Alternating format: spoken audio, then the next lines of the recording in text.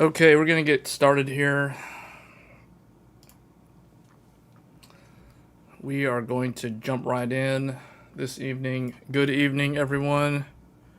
Hey, Ty. Hey, RK. It's actually, the music is actually neither. It's neither is it, it's definitely not Hogwarts. And it's not Honkai, but it's made by the same company. So it's all that music that was playing was Genshin Impact music from the summer event. So we have a lot to talk about. We will be doing kind of like build. We might talk about motherboards and PC components if you guys want to talk about that on stream. But we're going to focus a lot on a lot of news articles, actually.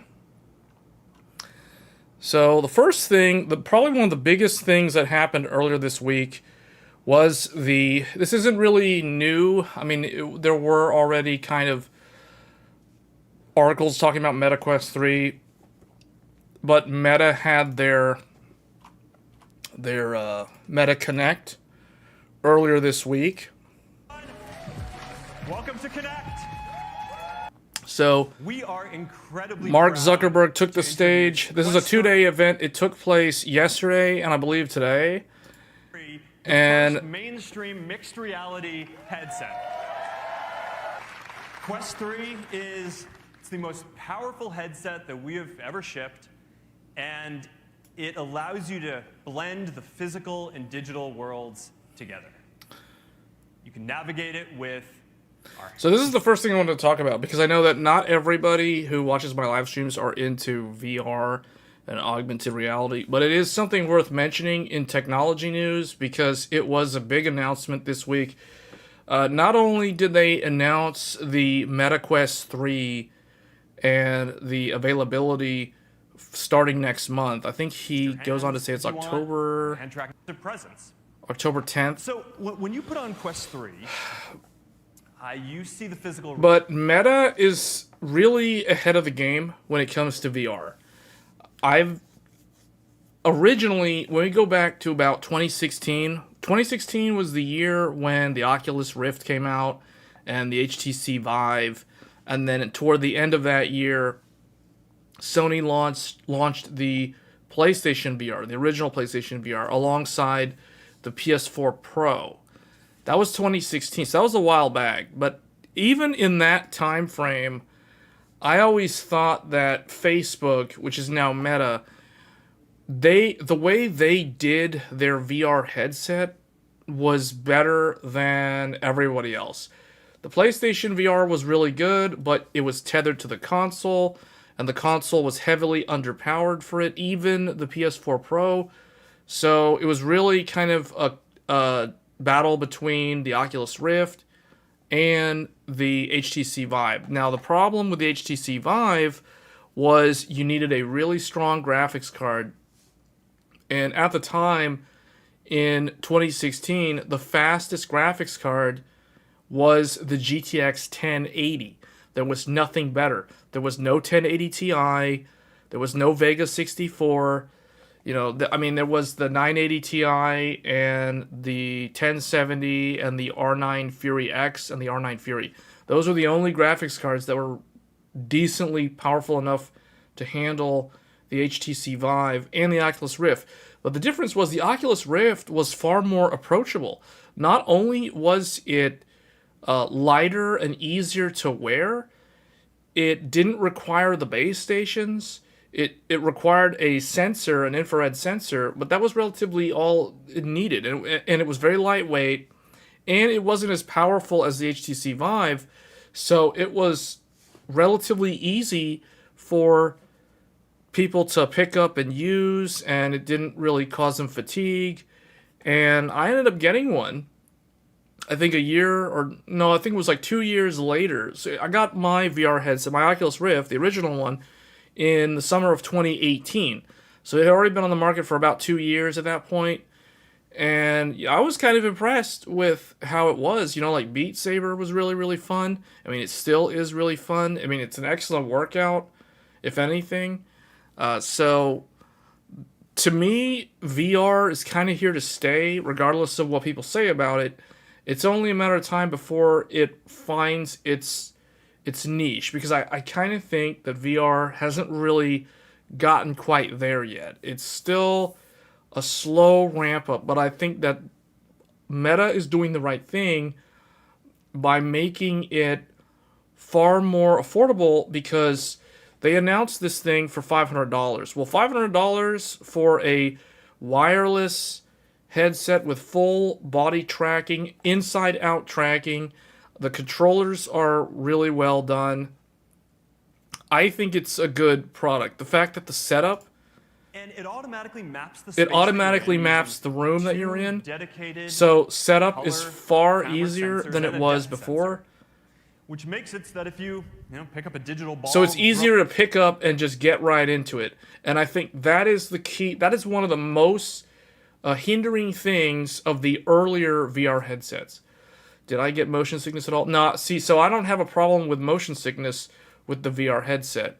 Even if the frames kind of dip, I don't really have a problem. So that's just me. Now, I know that other people, it's not the same. So people can get motion sickness from VR, and it is a serious problem and a heavy limitation of the technology. But I think what ultimately will fix that is improved technology. So higher refresh rate on the panel, higher frame rate to begin with. So we're talking like 240 hertz, ideally, because the older ones, like the Rift 2, I think is 80 hertz or something like that.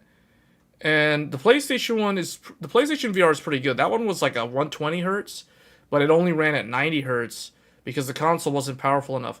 But I think the PSVR 2 does 120 hertz.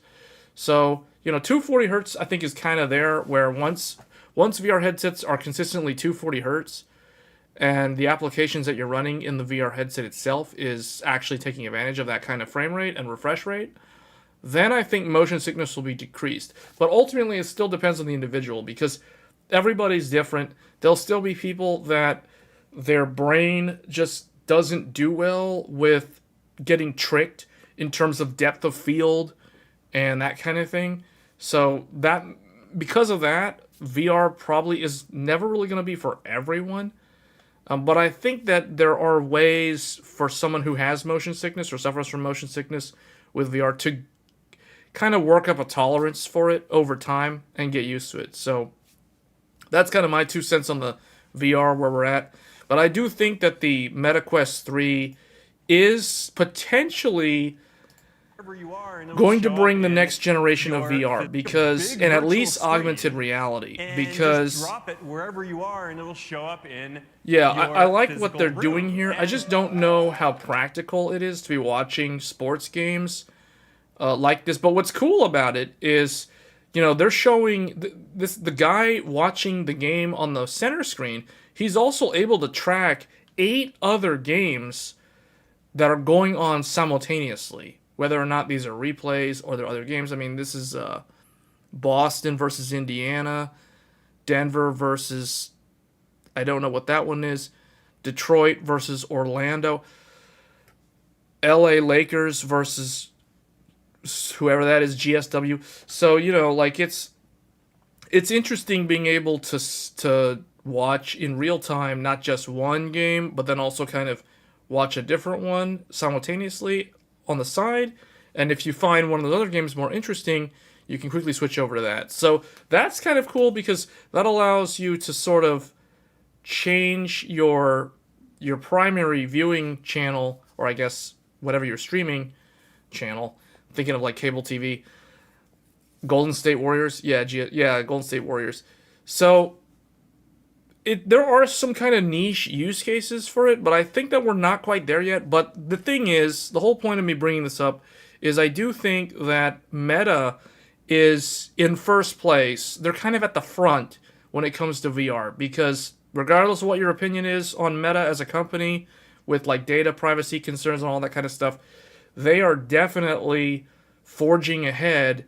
And I do think that the Quest is potentially a game changer, because it is significantly cheaper than what Apple's offering, and it's essentially giving you that entire Oculus, what was the Oculus branding, that whole ecosystem, in addition to all this other stuff that they're adding. So I thought that was kind of cool.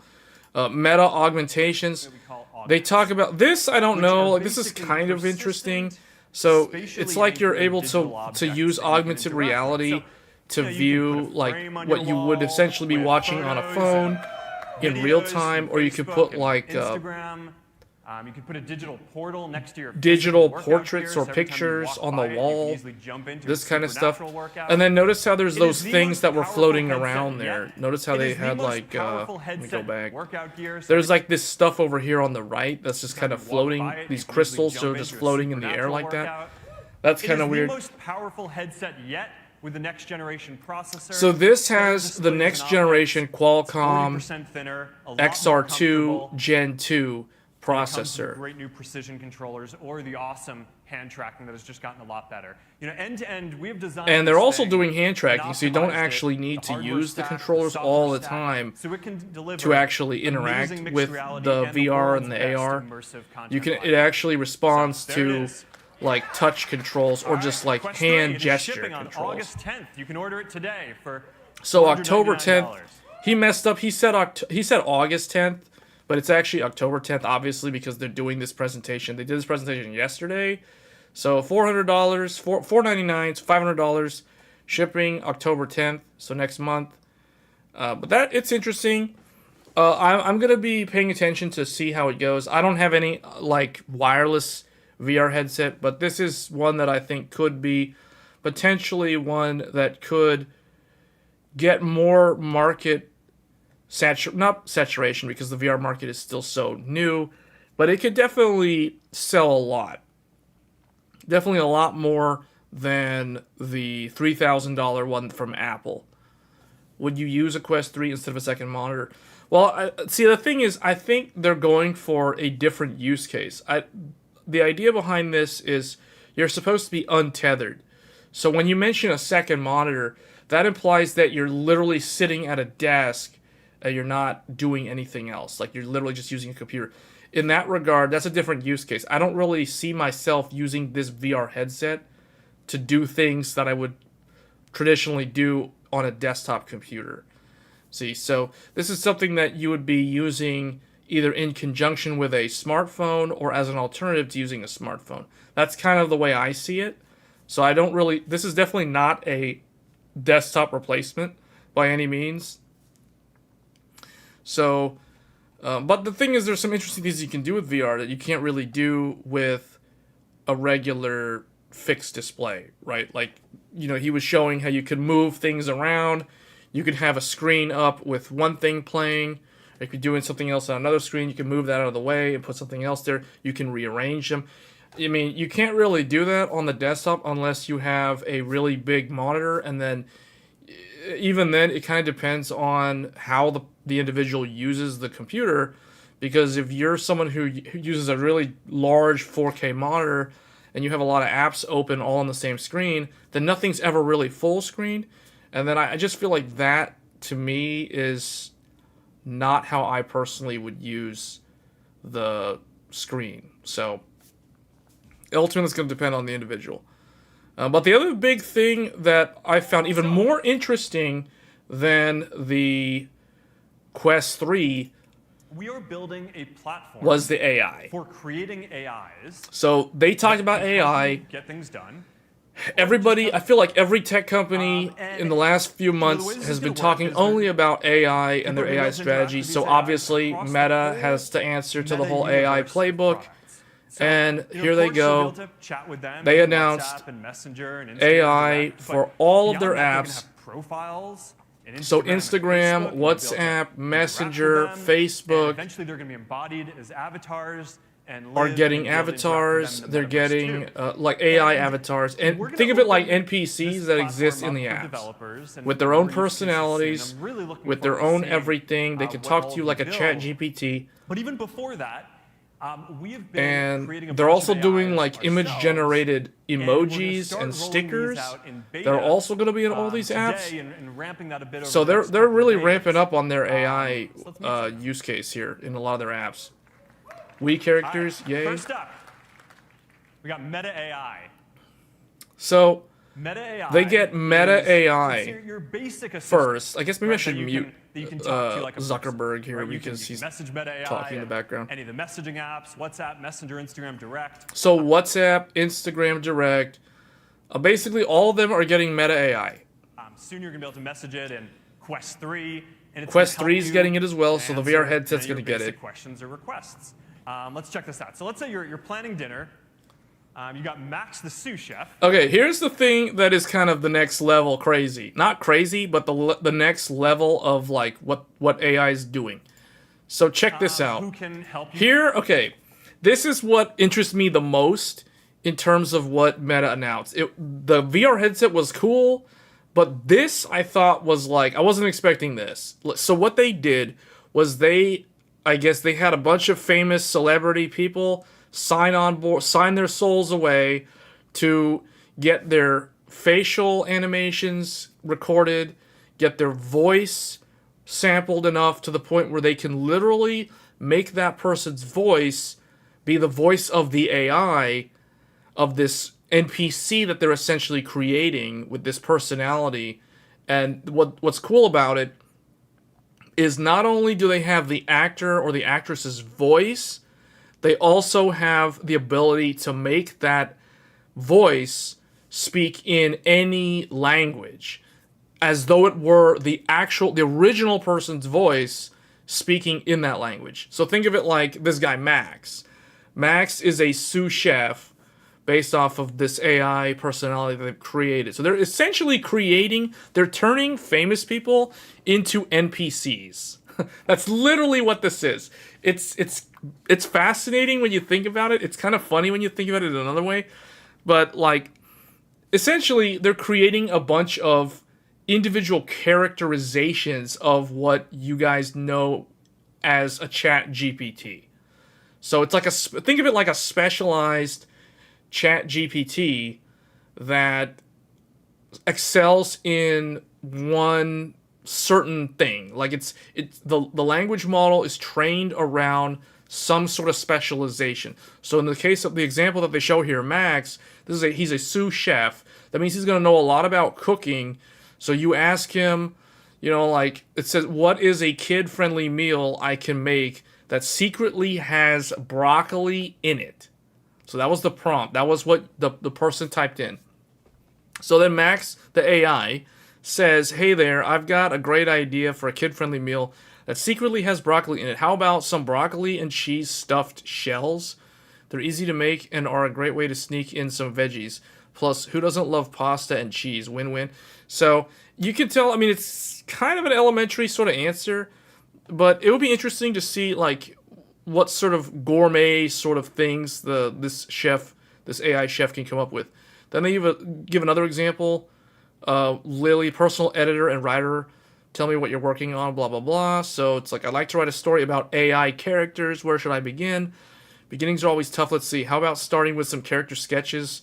Who are your AI characters? What makes them unique? Do they have personality quirks? Give me a little to work with and I can help you. So this is the sort of thing that people are afraid of, though, with AI, because the whole idea where AI can write programming code for you, so you can make a program or a video game or whatever, or they can write a novel for you. They can help you write an entire book.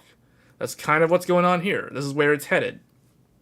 So they've got some other ones here. They've got Lorena, a travel expert, Louise, an MMA expert, Izzy, an aspiring singer-songwriter, Scarlett, hype woman bestie, whatever that is supposed to be. So anyway, they're creating like all these sort of personalities. And then I think there was one with Snoop Dogg, which was kind of hilarious. Well, now you can just drop the Dungeon Master. Yeah, so they took Snoop Dogg and turned him into a Dungeon Master for like D&D. Chats, and let's check this guy out. Let's get medieval, player. See, so they even took Snoop Dogg and turned him into Dungeon Master for D&D. So you can literally play D&D with what was once Snoop Dogg, but is now actually Dungeon Master. So not only does he have the name Snoop Dogg, and then he became Snoop Lion for a while, then he went back to Snoop Dogg. Now he also has another name, Dungeon Master. But Dungeon Master isn't even like associated with Snoop Dogg because it's the name of his AI bot / NPC personification.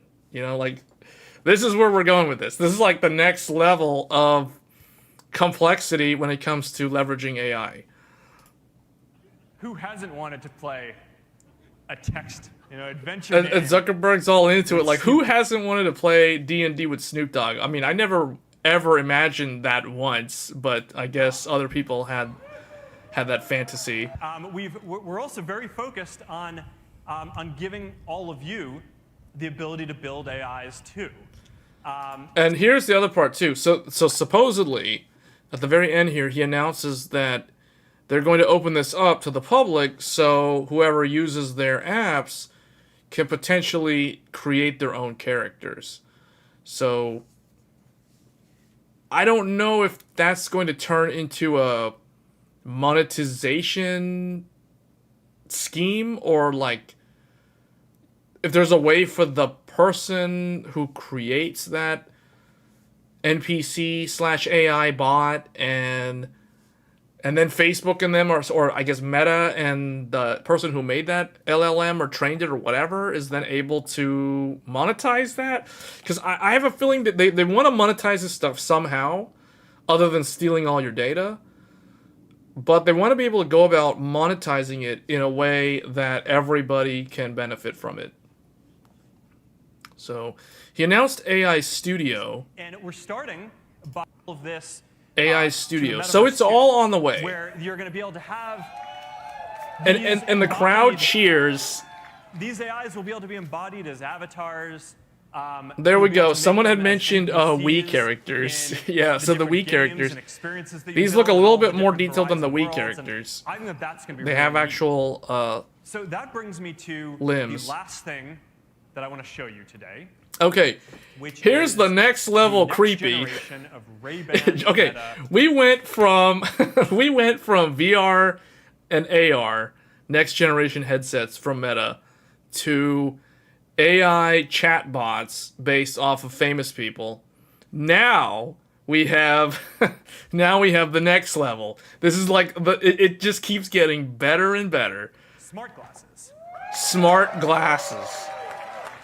They're announcing smart glasses. These are designed so you can stay in the moment and stay connected without having to take your phone. This is so... The example that they show is so weird because it's like he's like, all you gotta do is double tap and now you're recording video and audio. So let's go back. So this guy in the video here. So you can stay in the moment. So the guy, look at this. This guy is wearing the smart glasses from Meta. He double taps on the side. It's, you know what I think of? I think of a scouter from Dragon Ball Z. I think of like the Ginyu Force and Vegeta and Nappa and Frieza. You know how they had those little scouters over their eye that would tell them the power level of their opponent? Like they'd press a button and be like, and it'd be like, oh, 23,000. Your power level is only 23,000. That's pathetic. You know, like they would have that. This is kind of where this is going. So, but now the thing is, like, everyone who has these glasses, they can be recording other people without them knowing. So to me, this is like the next level of privacy concerns to the max. Take your phone out. You can capture what's going on around you. You can look share at that. With Look your at friends. that. Look at that. There's like a camera inside the glasses. In the world, like right there in the frame. Everything about this is upgraded from the first version. The cameras are a lot better, so the images and videos that you capture are a lot clearer.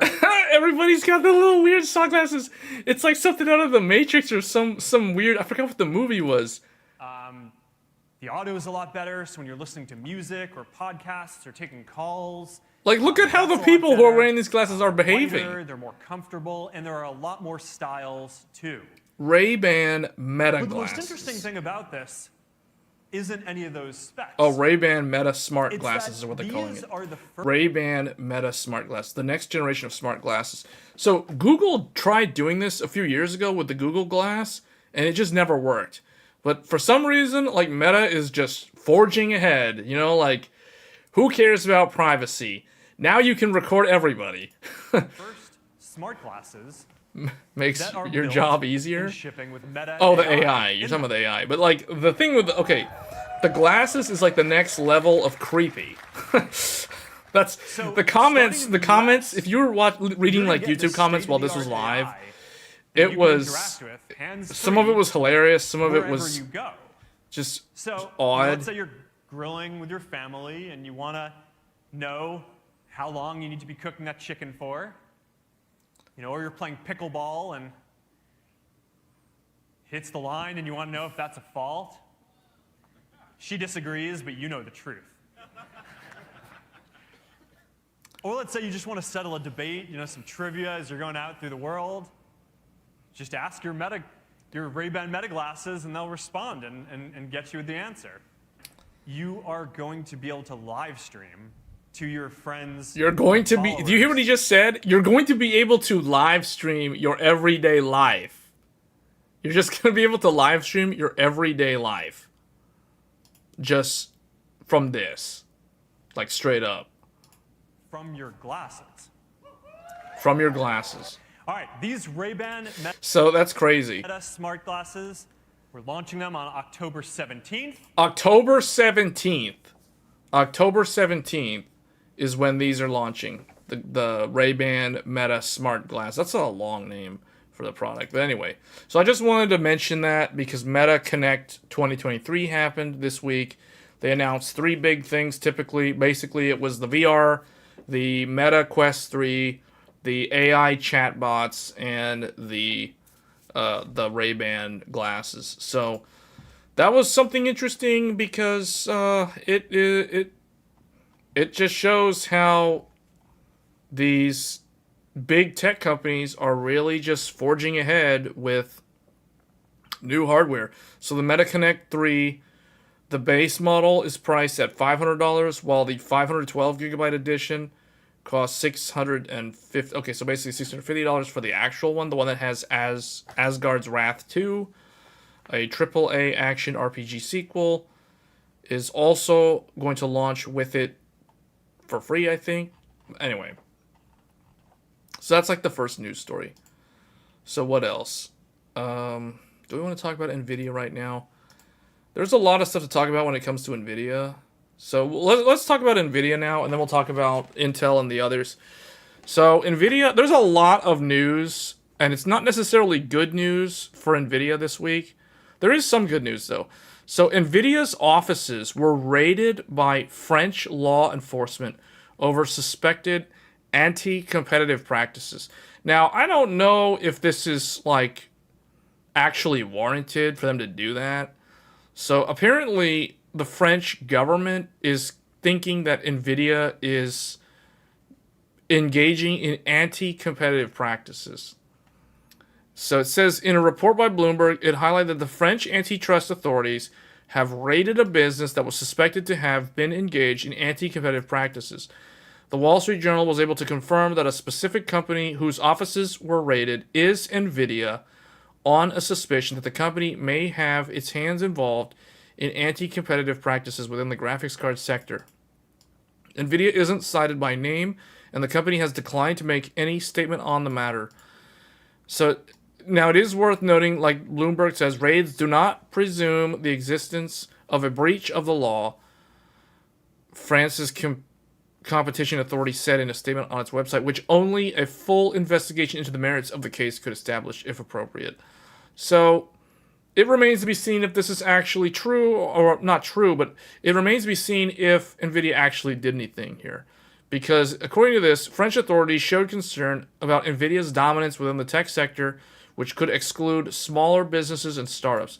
So, they're mainly referring to smaller businesses and startups. So that would mean a startup company, potentially a French-based startup company or smaller company that has something to do with graphics cards. The company is now a subject of inquiry. So they're definitely going after Nvidia for some reason. There's currently limited information regarding what actually happened, and the suspected anti-competitive practices might be nothing more than just a false alarm. Nvidia has recently gained lots of traction in the GPU segment, well, we all know that, and more importantly, the AI ecosystem. So again, this could be something that they're afraid of the power of AI, although I don't know if Nvidia is the right one to go after, although they're definitely kind of the arms dealer in this. The green team is rolling in trillions, and demand for their GPUs is at an all-time high, which has prompted the competition, such as AMD and Intel, to fill up the space that Nvidia can't fulfill due to its inability to meet the huge AI chip orders. AI sure has propelled Nvidia to big leagues. So basically, I don't think they're talking about anti-competitive practices with respect to other companies that already have similar hardware, although Nvidia definitely has a massive lead over anyone else in this space, at least right now. Not so much because of their hardware, it's really because of their software. It's because they invested heavily in education institutions, aka universities, by providing GPUs and AI accelerators early on with the CUDA ecosystem. They basically put the CUDA ecosystem into the university space. And think about it. If you're a new undergraduate, or you're someone doing your master's degree or your doctoral thesis, and you're in the university, most likely you will have access to an Nvidia GPU that is owned by the university, so you can use that to train a language model or whatever you're working on, or anything that leverages CUDA in the programming space. And because you are gaining first-hand experience that way using Nvidia's methods, Nvidia's actual code, you're going to be far less likely to consider alternatives later on in your career unless you go work at a company that uses a competing alternative. But the reality is, because Nvidia seeded all of this so early on, that the natural progression was to go from the university into the real world as a professional and just rehash and use the exact same things that you learned in the university. And that's the reason why NVIDIA's ecosystem in the software space for a lot of these things that leverage CUDA is so strong and so dominant.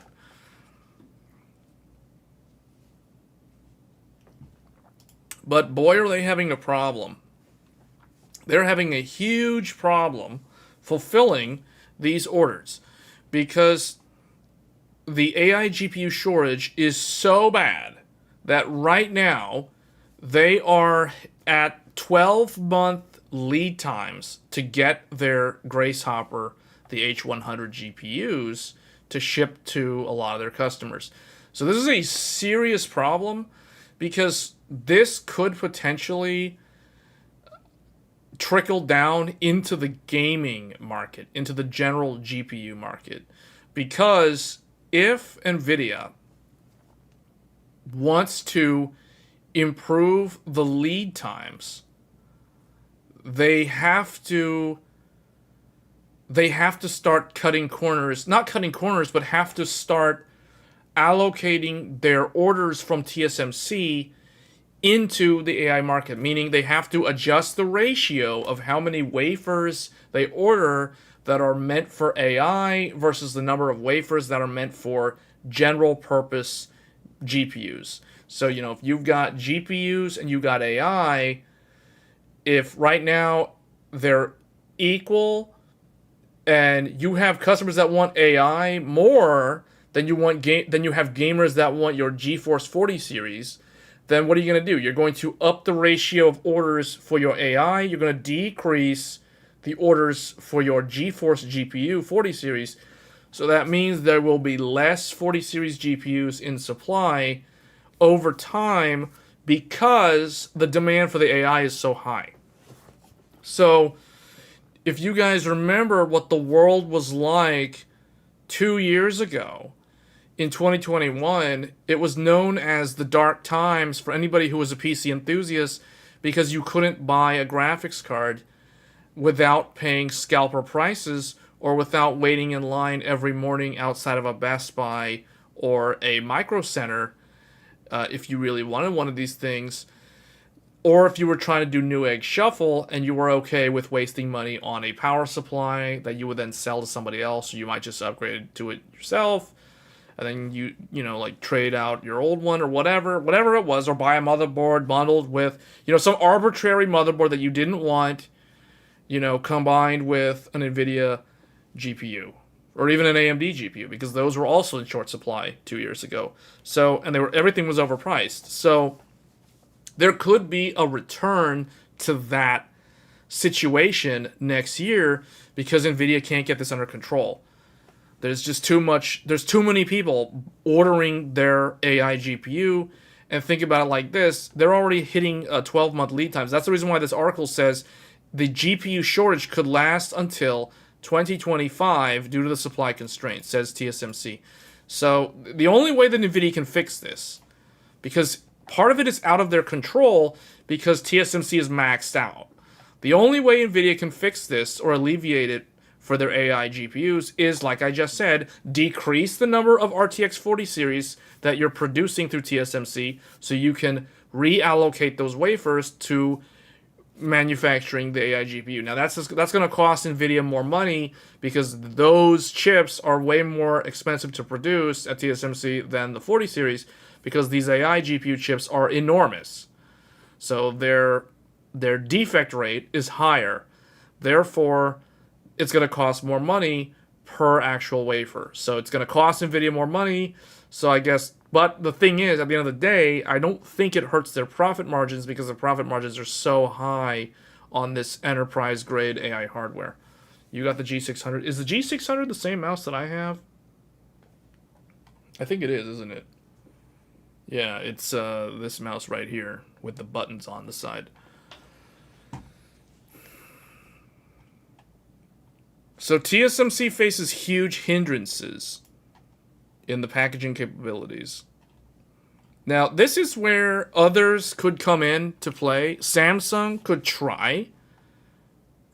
Well, no, actually, no, I take that back. Samsung's node is not competitive with TSMC, but Samsung could be the memory supplier with HBM3. And I think that's what this article says at the end. But the point that I'm making is the only way NVIDIA can fix that is by reducing the number of orders for their Ada GPUs. Otherwise, there's going to be a shortage. Well, there already is a shortage. Now, what else did I want to say here? What's this? Oh, Epic? No. Well, okay. In other news, Fortnite V-Buck prices increase as Epic Games lays off nearly 900 employees. So that's a lot of employees. Why are they laying off that many employees? Epic Games, the maker of Fortnite and Unreal Engine, is laying off a whopping 16% of employees, or around 900 people. Why? Why are they what? Last I checked, Epic Games was making like one of the most successful developers because of their Unreal Engine licensing model and the fact they have Epic Games Store. Although I don't think Epic Games... The profitability of Fortnite allowed Epic... Hold on. Over the past few years, Epic Games has been one of the biggest success stories in the industry. Yeah, so exactly. My point exactly. Why are they laying off all these people? The massive popularity of Fortnite changed the entire gaming landscape, establishing the blueprint for a successful live service title. The profitability of Fortnite allowed Epic to do things like launch the Epic Games Store with better profit sharing, push a lot of cutting-edge new technology with UE5. Unfortunately, it seems Epic's run of unfettered success may have hit a speed bump. According to Bloomberg, Epic is laying off 870 employees. Even in today's climate, where tech-related layoffs are increasingly common, that's a pretty serious blow. Is it really that common, though? Especially within larger organizations? I don't know if it's really that common. What's likely a related move, Epic has announced they're raising the price of their most... Okay, see, this is the sort of stuff... This is how you destroy your brand. This is how you self-destruct. So, you lay off a bunch of employees. So that's already a bad look in terms of the public's eye. Then, you raise your prices. You lay off a bunch of people, and you raise your prices. You know what? That doesn't add up. If you want to justify raising your prices, then you better keep your actual workers. You know, 'cause that doesn't come across as two things that should go together. Laying off people and then increasing prices. How does that work? What's the logic? So it says right here, they're raising the price of their most reliable source of income, Fortnite V-Bucks. So I guess that's the paid currency within Fortnite. I don't play Fortnite, so I don't really know, but I'm assuming that's what that is. These price increases will affect the United States, Czech Republic, Denmark, other Eurozone countries, Hungary, Japan, Norway, Poland, Romania, Sweden, and Turkey. Prices were already recently up in Canada, the UK, and Mexico. The US prices for V-Buck bundles will now be as follows. So 1,000 V-Bucks for $9. So it's going up $1.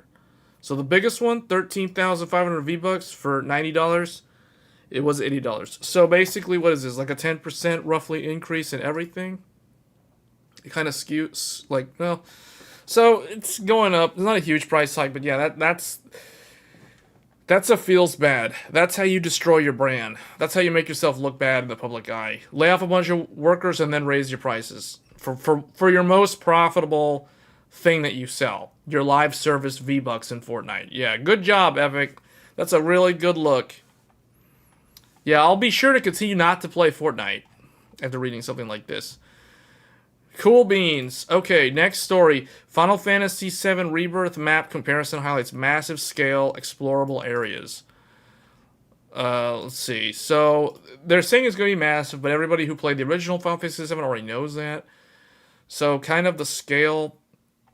The map is so big, it's 2 discs on PlayStation 5. Just to give people an idea. That means, it's roughly 100 gigabytes per disc. So that means it's anywhere from a 100 plus gigabyte game to a 200 gigabyte game. So think about what the install size for the digital version is going to look like. That's easily 1/4 of the built-in storage of the PS5. That means this one game takes up 25% of the internal storage on a PlayStation 5. That's kind of insane. When it finally comes to PC in like 2026 or whatever, it's gonna be, or I guess the second half of 2025 is probably the earliest it would show up on PC. But it's probably going to be like a 250 gigabyte game, maybe 300, almost 300 gigabytes. Just you watch. Especially if they do like DLC, like they did with the original one, with the Integrate update. So, that's probably one of my most anticipated games of next year. Speaking of next year, there's not a whole lot of games that I'm that interested in.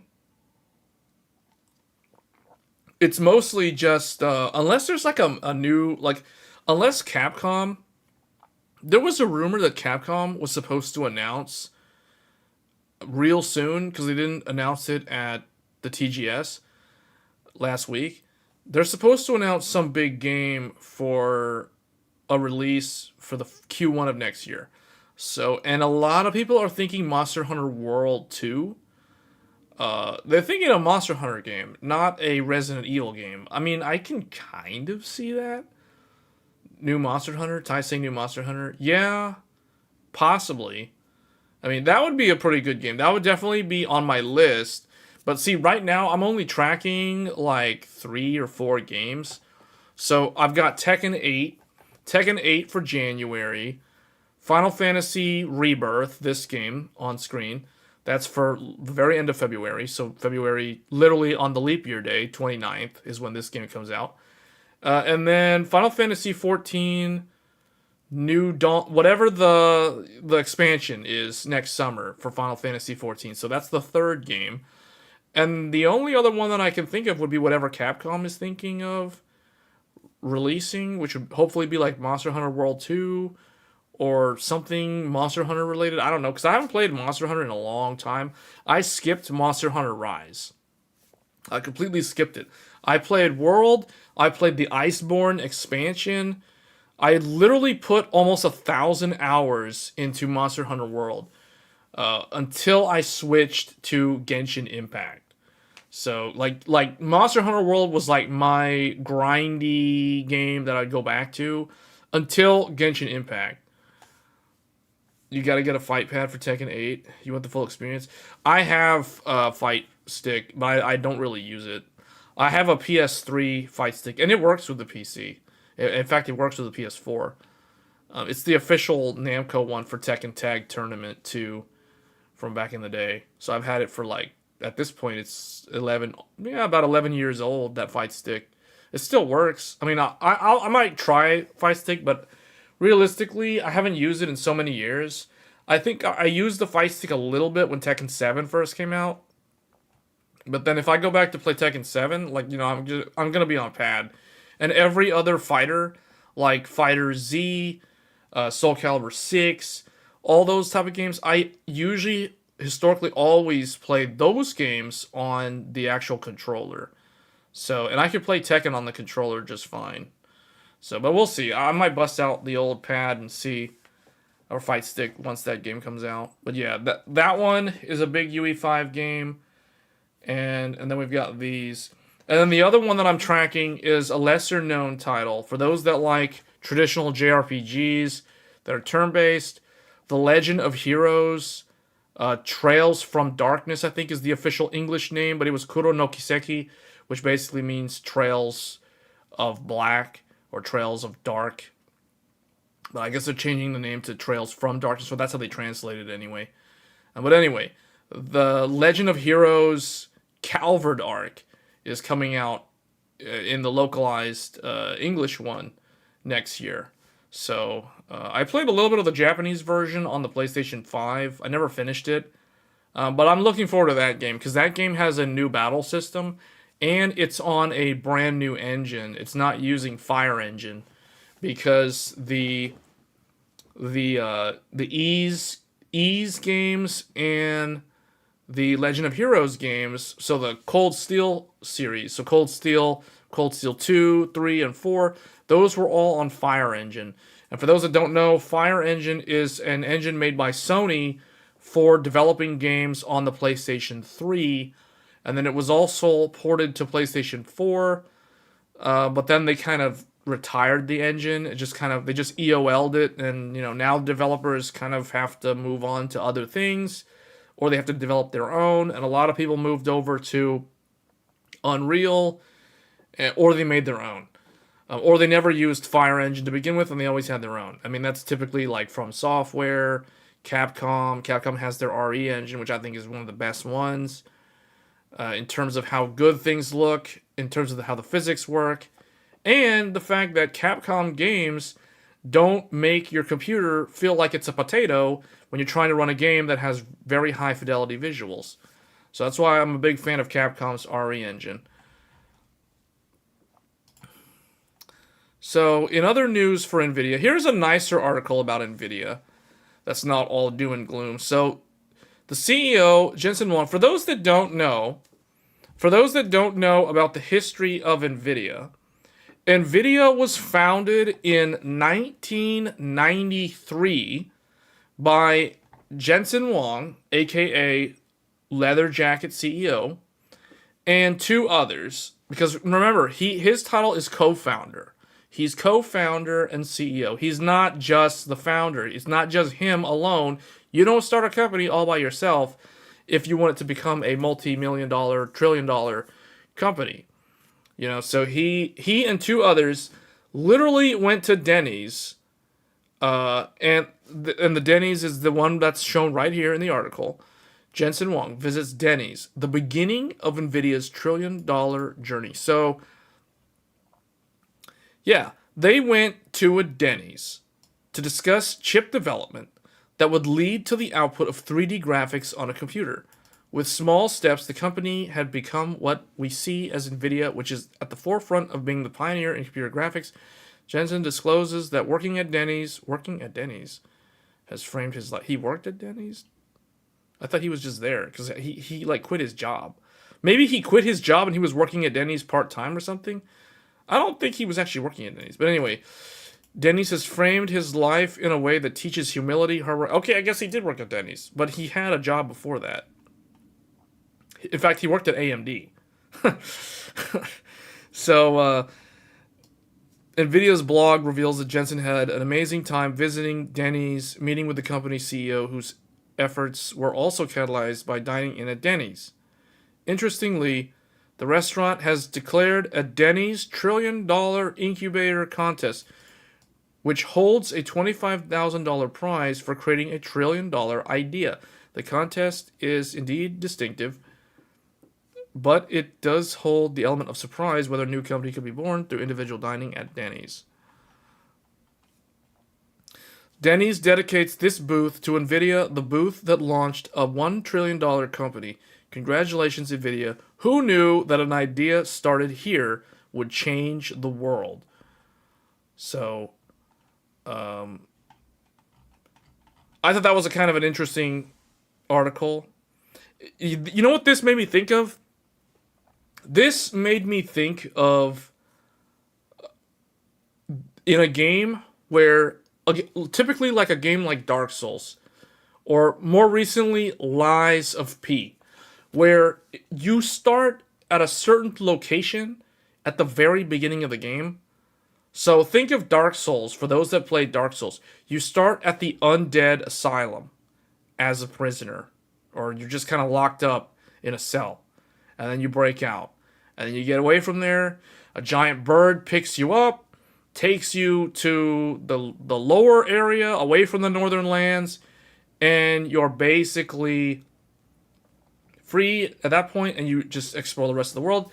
But at some point, you question whether you could actually go back to where you started at the very beginning of the game. And the nice thing is they give you the ability to go back and revisit. So it's almost like this sort of news article about kind of the origin story of Nvidia. It made me think of that, where it's like Jensen is doing what you do in Dark Souls, where you figure out that you can go and lie down in the bird's nest, and after 30 seconds, the bird will pick you up and take you back to the undead asylum, and then you can go and explore the area where you started the game much, much later in the game. So that's kind of what this reminded me of. I don't know why I'm saying that. It just kind of made me think of that. Because you can do the same thing in Lies of P. In Lies of P, eventually, you get to a point where you can revisit the train that you started the game on. And you can go all the way back to the train car that you were in when you woke up at the very start of the game. And there's some secret stuff there. So it's highly recommended that people are able to backtrack to the very beginning of the game. Because you couldn't actually go there at a certain point in the game. You were kind of locked out of that. But then you could get there eventually. So I thought that was kind of cool. Speaking of other people that hold executive positions, so PlayStation's Jim Ryan is retiring next year. So March of 2024, he will retire. So that is very surprising to hear. I was not expecting to hear this, because I think that under Jim Ryan, Sony was slowly making... They were slowly transitioning from a traditional hardware platform company that is traditionally selling you a console, and that's supposed to last for 7 to 10 years, and you're supposed to just buy your games, whether you're doing discs or digital, and that's how you consume the content. Under Jim Ryan, Sony has made a lot of moves to try to change and break out of that model and grow in other ways that their competitors have been doing. Just to cite examples, Microsoft did Game Pass. Game Pass is very popular now because you can get a lot of games essentially for free as long as you have that subscription model active. Sony sort of followed Microsoft with the PlayStation Plus, moving that into a tiered-based system. So there's Essentials, Extra, and Premium, I think, is the top tier one. So kind of like Microsoft Game Pass, sort of, because I think the upper level ones get some of the new games for free, essentially, when they're launched. But the other thing, too, that Jim Ryan also was open to doing, which I think props to Jim Ryan for doing this, but under him, under his leadership, they started migrating or making their first-party games available on other platforms outside of the PlayStation. So think of Horizon Zero Dawn being available on the PC. Other games that come to the PC, Spider-Man, Miles Morales. These games are traditionally PlayStation first-party titles. The Uncharted Legacy of Thieves collection, God of War, the reboot series of that franchise, making all of these available on the PC via Steam or Epic Games. I I think it's a move in the right direction. I think that ideally what Sony should do is create some kind of Steam competitor, a client-based application that can run on the PC just like Steam does, but you can have access to all the Sony games, and then all the games that work on PlayStation would be on there. I think that would be the next step in terms of their sort of exodus, not really exodus, but their growth from being a traditional hardware console generation based company, or I guess in this case the PlayStation brand, over to expanding that PlayStation brand out into a much wider ecosystem. So it'll be interesting to see what ends up happening after Jim Ryan is officially gone, because depending on who replaces him, they could either be on board with making games like Bloodborne and Demon Souls come to PC, or they could be the complete opposite and be like, no, we're not going to let any more of our first-party games go to PC. Jim Ryan should not have done that. That was a mistake. We are going to make everything go back to PlayStation, and we're going to make a Linux PC competitor instead of a console. So effectively, PlayStation 6 might end up being a Linux-based thing, kind of like the Steam Deck, except you run all the PlayStation games, and it's a desktop computer, essentially, but it's Linux-based. I feel like if Sony did something like that, that would be really interesting, because I don't know how many people are so dependent on Windows as the OS that they have to have Windows and they can't function without it. Because I feel like if somebody were to try Mac, they'd be okay with learning how to use things on the Mac. And the reality is, if you can navigate on a Mac just fine, and if you can navigate on Windows just fine, you can also navigate on Linux with their actual GUI. I'm not talking about Linux. Some people, they still think that Linux is just a command line, like an MS-DOS prompt. No, I'm not talking about the shell. I'm talking about the actual user interface that does exist on modern Linux platforms like Ubuntu. Let's use them as an example, because that's the one that I use. But, Red Hat and all these other ones, there's so many of them at this point, all the distros.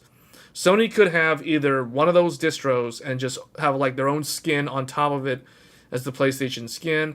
There'll be a PlayStation app you fire up. It's like Steam's big picture mode, which is essentially what the menu for the PS5 would look like, but it would be on a Linux box. I feel like if Sony did something like that, and they made that as a console, they could price that in so many different tiers to hit certain market segments.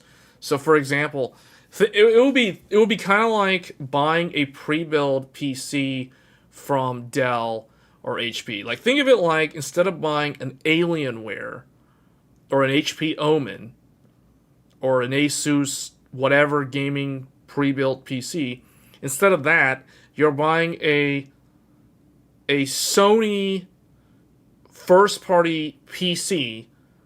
Like, you guys remember Sony Vaio? Sony Vaio was like the laptop brand that they had years ago. It'd be like buying a Sony Vaio, but it would be like a desktop, but it runs Linux with either some kind of custom Linux distro, but most likely it'll be some other Linux distro, and then they just have the PlayStation stuff running on top of it. And then, so you could run, like, all the PlayStation would work with it, but it's Linux-based, so it's not Windows. So that still makes them compete directly with Microsoft.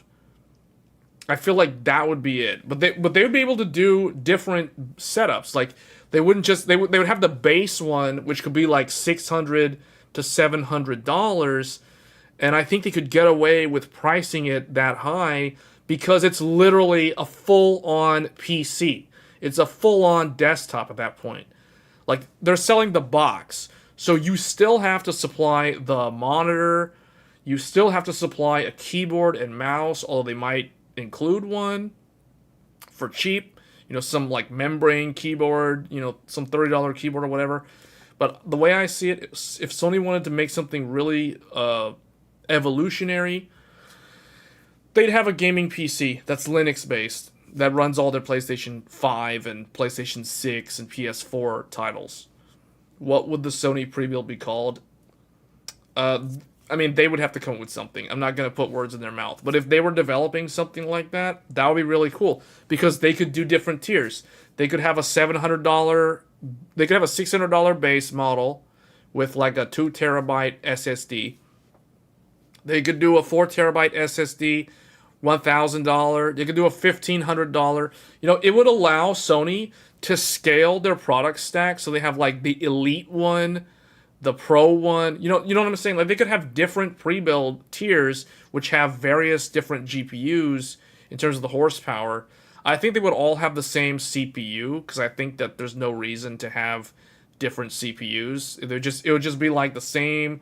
It would be like a Zen 6 or a Zen 7 or whatever CPU, and then the GPU would be what's different, and the storage would be what's different.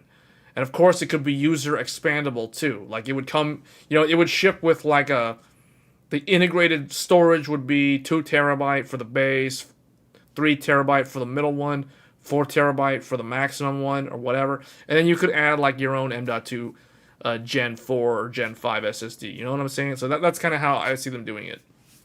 That's what I would do if I was Mark Cerny. Like I would make a Linux-based gaming desktop that can play all the PlayStation games. Like, and it could also emulate the PS1 and the PS2. I don't know about PS3 because that's a different animal. Quite possibly, you could emulate PS3. I mean, you can even do it today. It's just really, really hard. It requires like super high-end hardware, and even then, it doesn't run that good. So, but by the time they make this sort of thing, they'd be able to make it work somehow. So I feel like that's kind of the future of PlayStation. And it's interesting because whoever replaces Jim Ryan, I'm sure those are going to be internal discussion points that they talk about internally on the direction of where they should take the PlayStation brand. Because I really don't see them doing a PlayStation 6 and then a PlayStation 7. I think they will do PlayStation 6. I just don't know if they will go far beyond that. I remember when Linus from Linus Media Group, when the PlayStation 4 was coming out in 2013, I remember Linus literally saying, and he's gone on the record saying this, he said that the Xbox One and the PlayStation 4 are the very last consoles. He predicted that there will be no console generation after the PlayStation 4 and the Xbox One. And boy, was he wrong. He was so wrong, but I think that ultimately he was right. He was just... He guessed that would happen too early. Like 1 or 2 generations too early when he made that statement. If he made that statement today, and if he declared the PS5 would be the last PlayStation console, I still think there'll be a PlayStation 6, or they'll do something where they start doing like iterative generations of the platform. They'll drop the PS5 naming convention and just call it PlayStation, and then just do like, PlayStation Gen 1, which is be like 2026 or 2027. Or PlayStation Gen 2, 2028. Like the hardware revision, kind of, because that's what laptop manufacturers are doing. Lenovo started doing that with their ThinkPads. They had like ThinkPad Gen 1, Gen 2, Gen 3. Each year, they change the number, but it's the same exact laptop, like at its core. It's just the internals get updated for the new SoCs and the new modern like CPUs and GPUs and etc. So I feel like Sony could move to that kind of model. And that way, they're still involved in the hardware aspects of the design, because I think that keeps them in a very dominant position. I think once they give up the hardware and they only become a software developer and they only have the first-party titles like Naughty Dog and those guys, then I think they lose a lot of control over how they want the gaming market to be steered. I think as long as they hold on to their hardware, they have a say in how the gaming industry moves as a whole.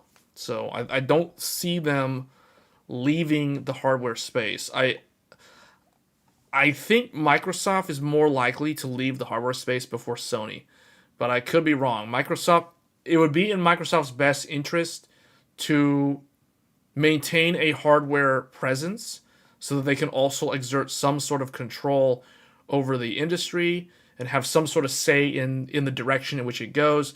But I do feel like Microsoft is sort of battling internally with the idea of whether or not they should keep the Xbox brand as a console and a platform rather than just turn the Xbox brand into nothing more than an ecosystem like Xbox Marketplace, Xbox Live, Game Pass with Xbox. You know, they could make Xbox into nothing more, and that's not saying it's bad. I'm just saying that they could turn Xbox into a software ecosystem marketplace as opposed to Xbox being synonymous with a piece of hardware, aka a console, that everyone identifies as the Xbox brand. So I think they are kind of moving in that direction of going software and platform-based, ecosystem-based, as opposed to physical hardware. But Sony's the one that I don't really see them doing that. At least not for the next generation. I mean, you guys tell me, what do you think is going to happen? Because I'm always curious to know what my viewers think of these sort of discussion topics, because these are pretty large, broad topics, and we don't really know the future in terms of what they're actually going to do.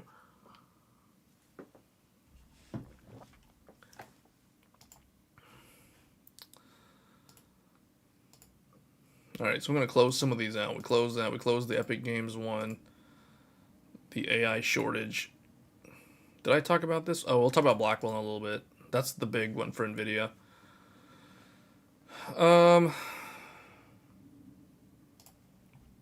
In other news, just talk about AMD. There's not a whole lot to say about AMD. We're going to talk about Intel, and I might use Paint to illustrate some stuff about Intel later. But AMD CEO is a non-believer in the AI mode. She says the next 10 years will be very different from the last 10 years.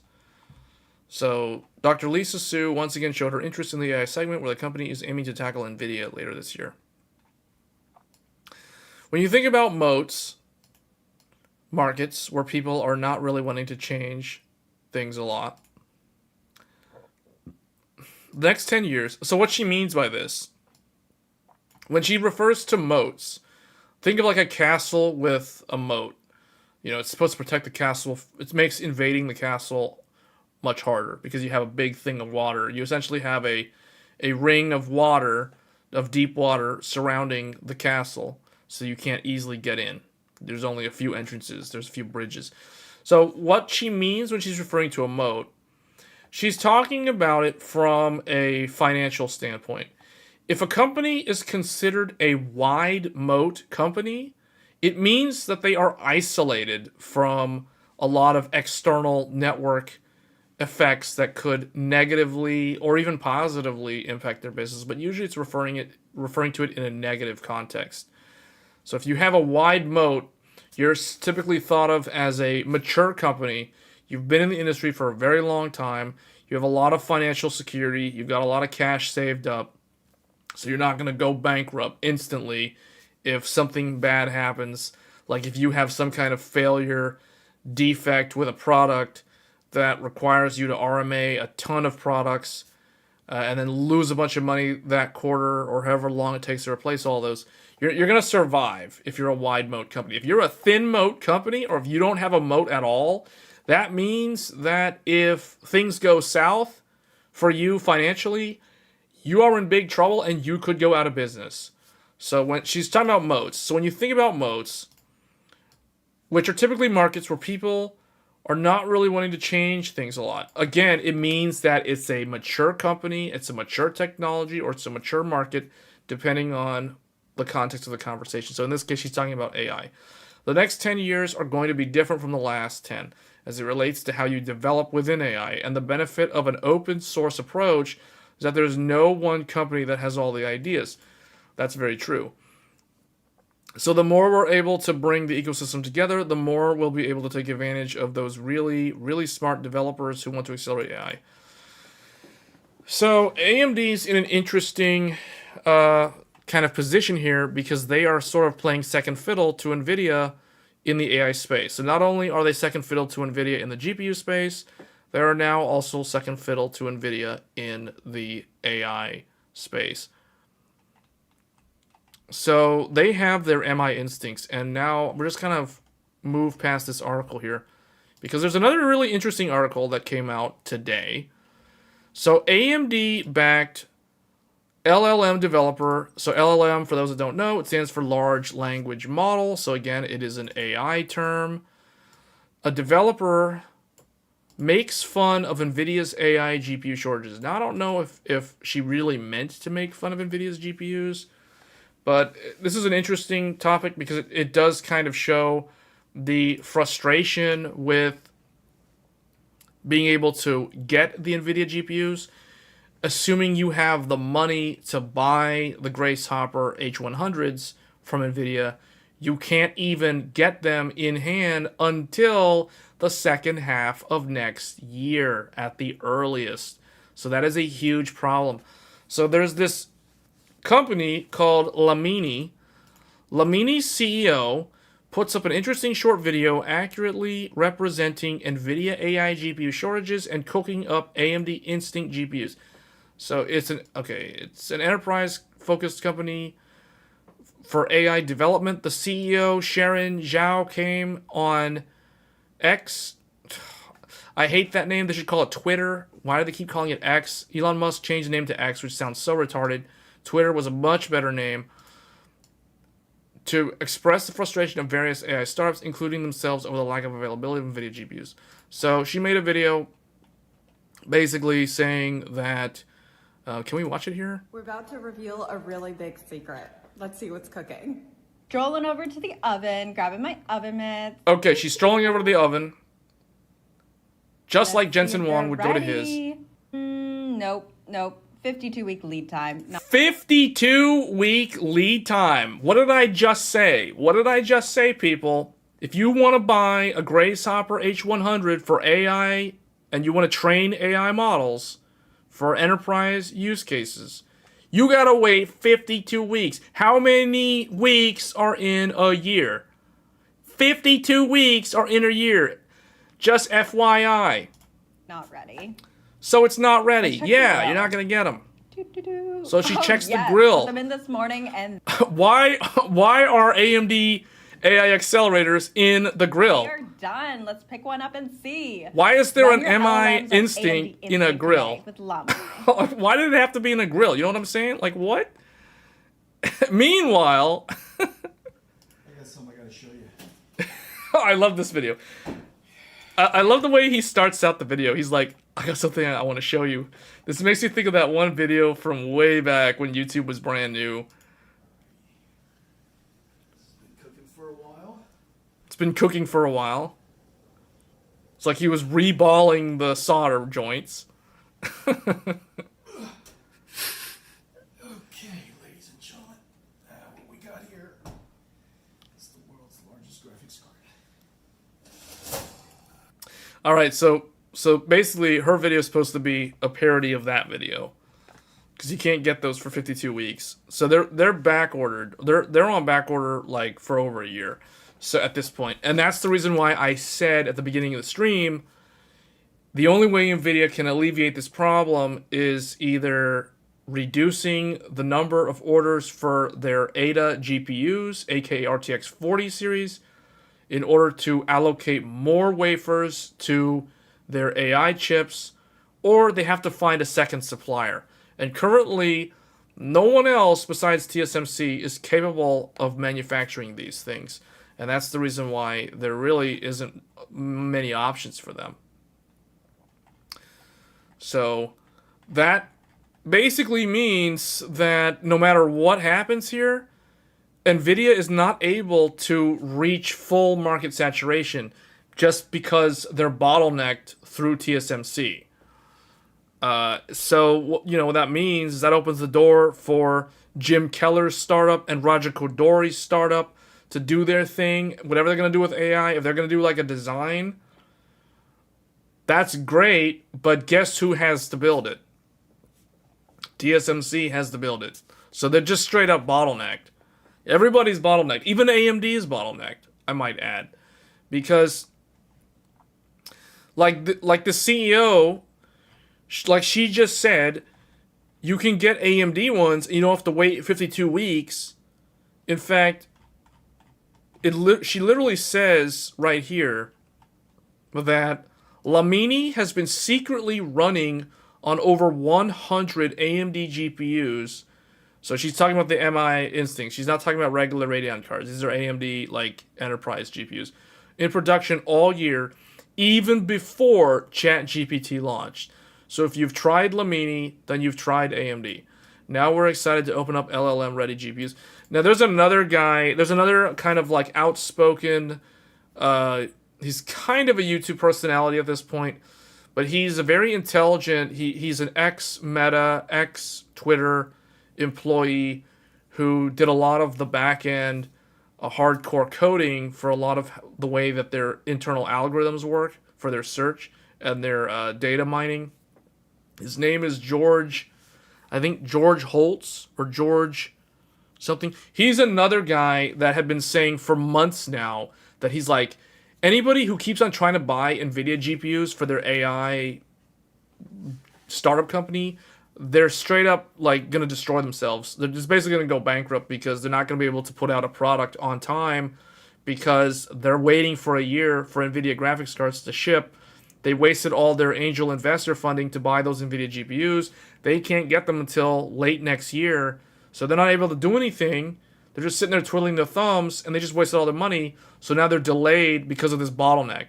Meanwhile, George and Sharon are going and buying like AMD stuff, so they're already running their stuff without any problem. Like, he's the guy that posted to Twitter, he ordered like a whole bunch of XFX. I guess he bought them either direct from XFX, or he bought them off of Newegg, or even from Best Buy, like Best Buy Business Class, because he bought a bunch of them for AI, LLM training, and he's not bottlenecked because he's like, I just cut in line. I just bought AMD, just cut in line. All these other guys who are waiting 52 weeks, sorry, I just like cut in line in front of all of you. Now I'm like way ahead of you because I'm already developing my application and training all my LLMs.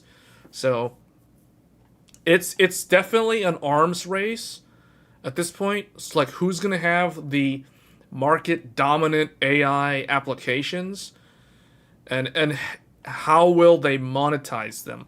That's the thing that's going to be really interesting here. So really interesting stuff. The AI market, the AI space right now has a lot of fascinating things going on. If you're somebody who is interested in not just what AI does, but just kind of like from a business standpoint, how it's all like playing out in real time, it's very entertaining. Let's put it that way. Does the next gen of enterprise Nvidia GPUs come out by then, before they make even more orders? No. So Nvidia's Grace Hopper came out earlier this year. So they're up for a refresh in 2025. So yeah, no. No, they're developing the next generation, but it's not going to be out next year. It's going to be 2025 is when they announce the successor to Grace Hopper. Because these things typically have 2-year lifespans in terms of when they're actually the current market seller. Same thing with the GPUs. Speaking of next generation, the RTX 50 series has been leaked. So we know this is coming very end of next year at the earliest. However, there's been a lot of rumors about Nvidia launching 2025. Because of the bottleneck with TSMC, maybe they'll do that if they have to cut their orders for the GPU so they can get more allocation to the AI accelerators. Maybe this will get delayed. But it's already far in development, because typically RTX 50 is supposed to launch sometime in Q4 of next year. So it's literally a year from now. And that means that if you're going to go to market in 12 months, you're pretty much done with the hardware, the actual, like, design requirements. Like, all the features that it's going to do are already kind of pretty fully fleshed out at this point. The only thing you need to do is you need to get it to be taped out from the fab. So TSMC has to tape this thing out, assuming they're going to go with TSMC. And once they have that, that's going to be the A0 revision hardware, and they're just going to iterate from there. So all of next year, the first half of next year is going to be iterating and getting it kind of where it needs to be from a performance standpoint. Then the next half of next year is basically going to be mass producing the chips, sending them to the AIBs, getting ASUS, MSI, Zotac, PNY, all the AIB partners on board, getting the chips in hand, having the partners put in their orders for the actual chips. So that's going to happen like probably in the summer of next year. And then they'll have them ready to go to market. They're going to get those coolers on them. And then they're going to be selling, around October or so of next year, sometime in the end of next year. Do we know if it uses 12 V6X2 connect? I don't know what you're talking about. I know it's going to use the new PCI 5 connector. It's going to use the revised one, but it's going to look almost exactly the same as the one that the 4090 uses. So, Nvidia GeForce RTX 50 Blackwell flagship reportedly expands upon RTX 40 series with increased SM count, wider bus interface, increased cache, and more. So supposedly, the rumor is that it's going to use a 512-bit bus. You're talking about the revised one? Yes, it's going to use the revised one. When the last of the 40 series were done, making their way to the market, labeled as Ada Next, these next-gen chips will be the basis of Nvidia's brand new gaming lineup, which targets a 2025 release.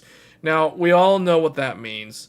That's no different from what they've done in the previous years. Case in point, Ada was targeting a 2023 release. Because what that means is that you refresh your product cycle over that year. That means 2025 is the year that Nvidia will refresh, transform from 40 series to 50 series. Just like this year, they transformed from 30 series to 40 series.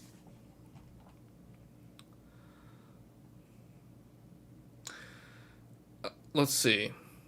As I mentioned before, GA100 is 8x8 and GH100 is 8x9.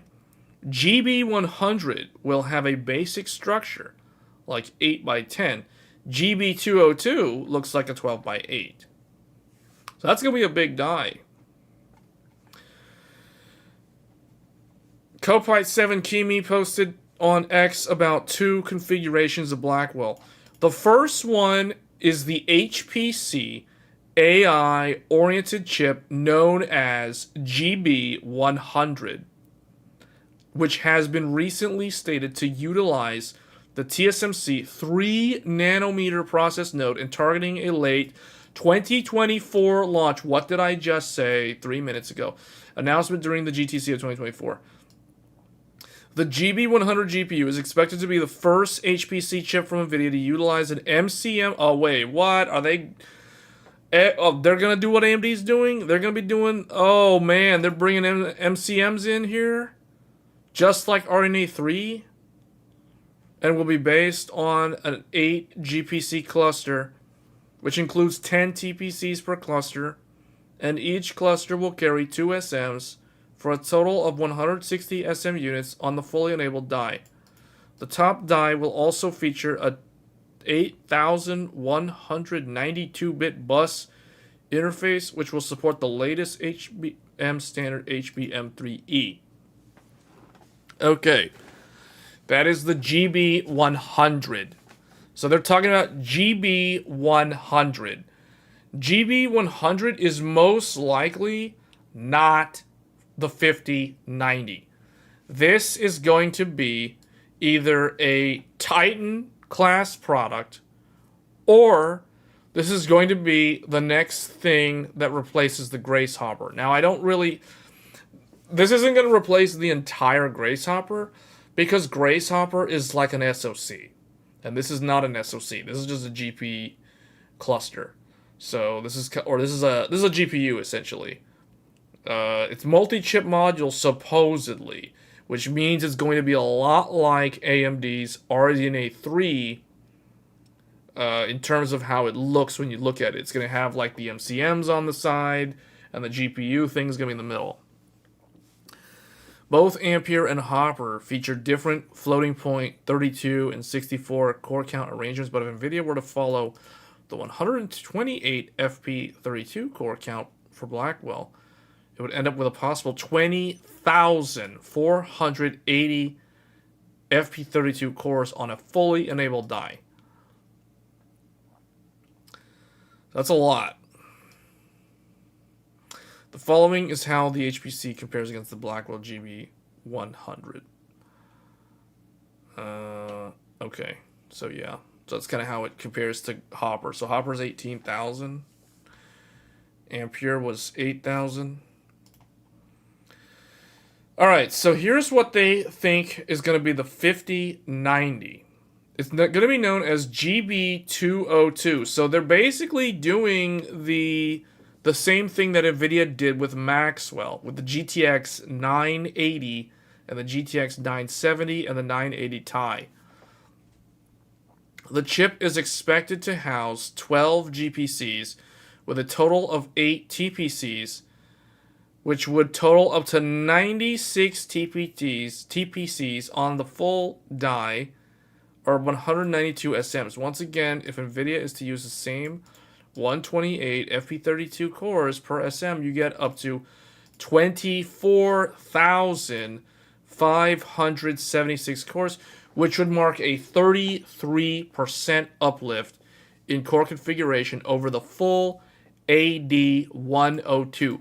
That means this Blackwell flagship has 33% more SMs, or you can think of those as cores, the CUDA cores, 33% more than the RTX 4090 Ti.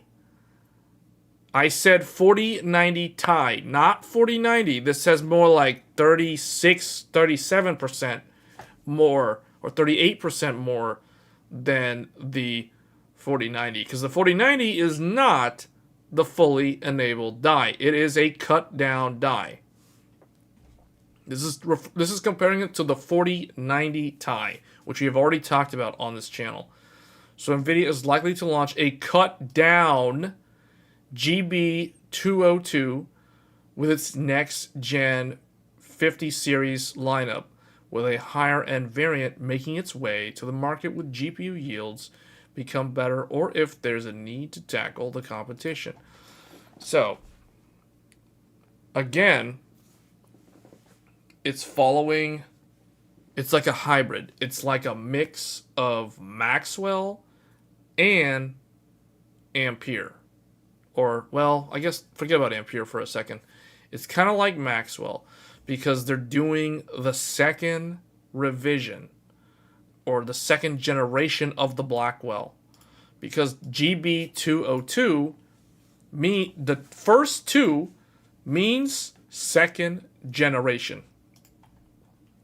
If there was a 1, like they mentioned earlier, GB100, if it was a 1 for 100, that means first generation.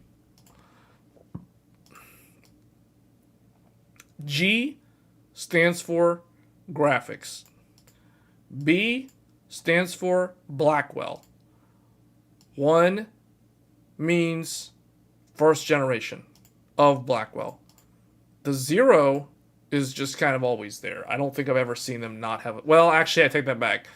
It could be for certain chip iterations of a specific die. And the 0 indicates the sort of the size of the die, or I guess the segment of the die. Is it going to be a high end? Is it going to be an enthusiast? Is it going to be an El Cheapo? Is it going to be an affordable one? You know, that's basically what that last number means. So typically, if it is a 0, it means it is the pure big one that has nothing holding it back. It's going all out. It has everything available. If there is a 2, it means it is smaller than the largest one they could possibly build. 0 basically is the largest one they can build. The higher this number, the smaller it gets. So, for example, the RTX 4090, now I guess we can transition to paint. This will probably wake up people that fell asleep. Because I probably put some people to sleep with all this GPU stuff on the screen. But anyway, so let's use the RTX 4090 as an example. RTX 4090. There. This is known as G for graphics, or GeForce. A for... Okay, here's where Nvidia kind of messed up. Because they did Ampere, which was GA. Then they did Ada. They had a A, then they have another A. So now what they did is to make it make sense and still follow the 2-letter thing, they dropped the G and they did AD for Ada. So this is the only one that doesn't make any sense. It doesn't follow any of the previous generations. So AD 102 means RTX 4090. RTX 4080 is AD 103. So what did I just say earlier? The 2, the larger this number, the smaller the die. So RTX 4070 Ti, AD 104. RTX 4070. I don't know what this one is actually. I think this one is an AD 106. But I could be wrong. I don't actually know much about the RTX 4070. Then there is 4060 Ti, which I think is AD 107. Or maybe it's 106, but it's some kind of cut down one. And then RTX 4060 regular, which I think is 107. I don't know if this is correct. I need to actually check. But for all intents and purposes, I'm pretty sure these 3 are correct. So the point I'm making is we can predict which one is going to be the gaming one. Let's use the GTX 980 as another example. Or let's use 980. Well, let's use 980. GM 204 as an example. Just to show things for kind of comparing the differences here. So Nvidia used G for the graphics. Actually, this means GeForce originally. I think it might have changed internally to be graphics, but I still think it means GeForce. M is Maxwell.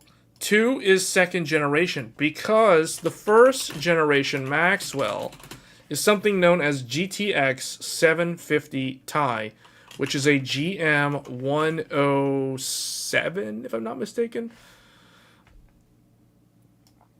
So you can see first generation Maxwell, and they had second generation Maxwell.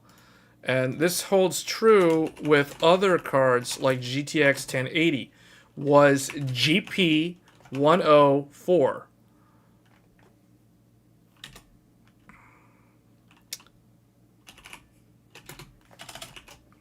RTX 2080 was okay, they don't always follow the name, because here they have TU 103. Sneeze for a second there. TU103. We may have to look at Tech Power because I'm getting a little bit confused on some of their older ones.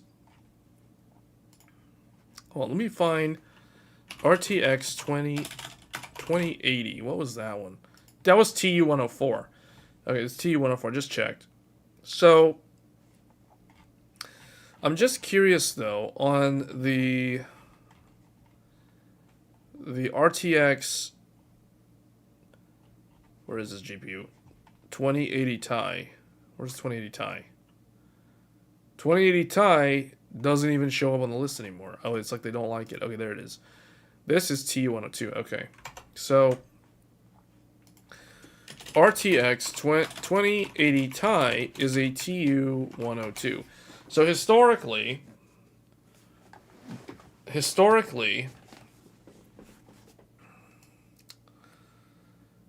the Ti, the 80 Ti, is a 102. But not always. Because I believe, well, I think the 980 Ti is a GM200. See, so it kind of depends.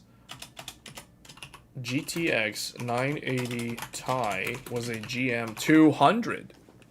This was actually a GM200.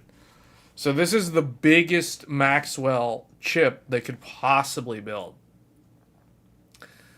The 102 was something that they never released. At least not in the consumer market. Maybe there was a Quadro. But you can see the kind of the pattern emerging. So AD102 is not the largest ADA graphics card they can build. That would be an AD100. That's not the 4090 Ti. The RTX 4090 Ti is also an AD102.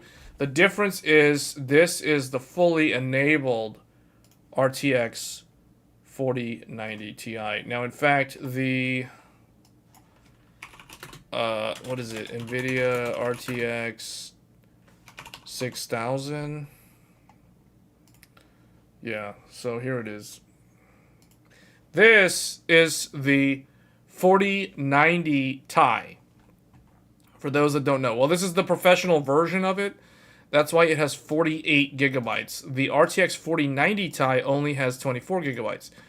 But this is the fully enabled one, and notice it is an AD102 processor. That means that Nvidia never had, or they never built an AD100, which would be even larger, and they probably didn't do that because they're already at 600 millimeters squared. If they were going to build an AD100, it probably would have been like 800 something millimeters squared. It would have been a massive die, and it probably would have used 500 to 600 watts, and it just isn't really realistic. So that's why they didn't do it.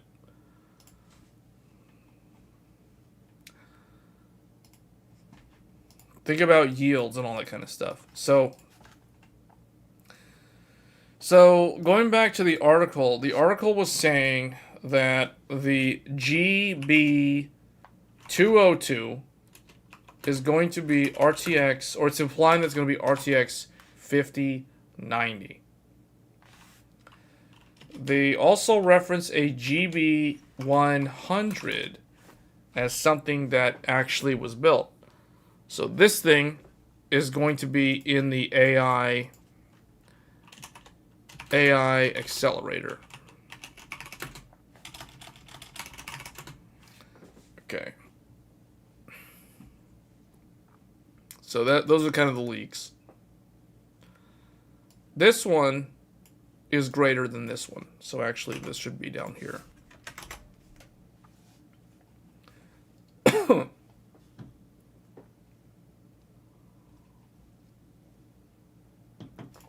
Okay. So that takes care of that.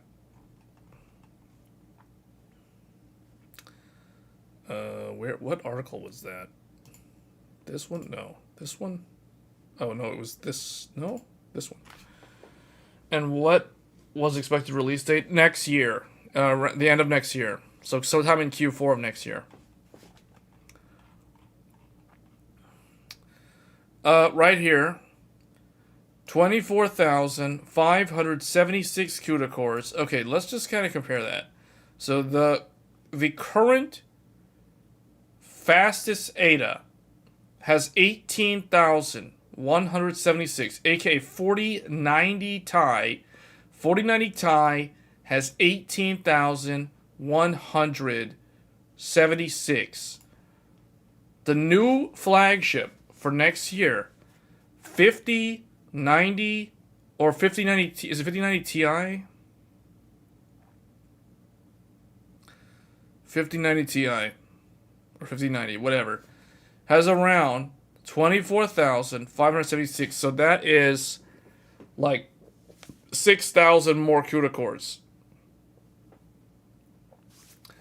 32 gigabit per second memory speeds using GDDR7, which I don't know if they're actually going to use GDDR7. Maybe they're using it in the labs today because they don't have the Micron G7X yet.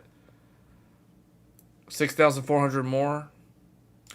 Yeah, so it's about 6,400 more. And about 3 gigahertz peak speed. I don't know where they're getting that number from, but I mean, they just kind of threw that out. Maybe. 128 megabyte L2 cache for GPU. So it's becoming a lot like the AMD RDNA 3 in terms of how it is designed, because they're talking about using MCMs. Samsung and SK Hynix are already reported to have started sampling next-gen GDDR7. Okay, so that means that Nvidia is having to make a decision right now. Guaranteed, Nvidia right now, as of this moment, probably is evaluating whether or not they should go with GDDR7, just like AMD, or should they go with whatever the new Micron thing is that they've been using, like the next generation of that, aka GDDR7X. Assuming Micron is open to developing GDDR7X for Nvidia, because that was an exclusive partnership between Nvidia and Micron. That's the reason why every Nvidia graphics card from the starting from the was it Pascal? I think it was Pascal. It goes all the way back to the 10 series. They've been working with Micron for a long time in terms of that partnership. So Micron did GDDR5X on Pascal, and I think they did G6X on Turing and Ampere and the Ada cards, I think. Actually, we can check right here. This is using... Hold on. This one is using GDDR6X. This is G6X. Oh, but the thing is, this Ada thing, the 4090 Ti, is actually using GDDR6. It's not using the Micron stuff. And you know why? It's because Micron doesn't make these sort of densities. Because this is a 48 gigabyte graphics card. So if they were to release the 4090 Ti within the next 5 months, then it would have 24 gigabytes of memory, and it would use G6X just like the 4090. Okay. I think I covered all that I wanted to say on that. They're trying to decide right now whether they'll go with they're gonna go with 7 for the enterprise. GDDR7 for the enterprise. That's the no-brainer. But we don't know what they're gonna do for the actual GeForce consumer card. They might do GDDR7, or if Micron's doing a G7X, they'll go with G7X most likely. We'll see. I don't know. It's too early to say. So the Samsung and Hynix are already reported, blah, blah, blah. The new modules are expected to feature up to 32 gigabyte pin speeds, delivering up to 2 terabytes per second of bandwidth across a 512-bit bus interface. This will mark a huge increase in GDDR bandwidth and a 2x increase over the current fastest GPU, such as the 4090. Now, you guys need to take this with a grain of salt because they're talking about the bandwidth capabilities. So when they say 2x increase, that is 2x increase in bandwidth available for the VRAM. That doesn't mean that the card is going to be 2x faster than the previous generation. So don't see the problem. The problem with these sort of leaked articles, somebody on Reddit will read this and they'll take it out of context and they'll just see 2x increase over the current fastest 4090 and they're going to be like, hey guys, the 5090 is going to be 2 times faster than the 4090, when realistically it's not going to be that much faster. Now it's going to be a lot faster, but it's not going to be 2x faster. You know what I'm saying? Like 2x faster is 100%. It's not going to be 100% faster than the 4090. That's not realistic. But the bandwidth capability available will be 2x faster. From an actual memory bandwidth perspective, it will be 2x faster. All of this is interesting stuff for sure, but we'll have to remember. Okay, it's all rumors at this point. But I think most of it is probably true. Like, this to me sounds believable. Having 6,000 more CUDA cores compared to previous generation, yeah, that sounds true. Why does that sound true? Because if this thing is 18,000, what was 3090 Ti? This thing is 18,100 for 4090 Ti. And look, 3090 Ti is 10,752. So that is 8,000, roughly about almost 8,000 more. It's a little less than 8,000.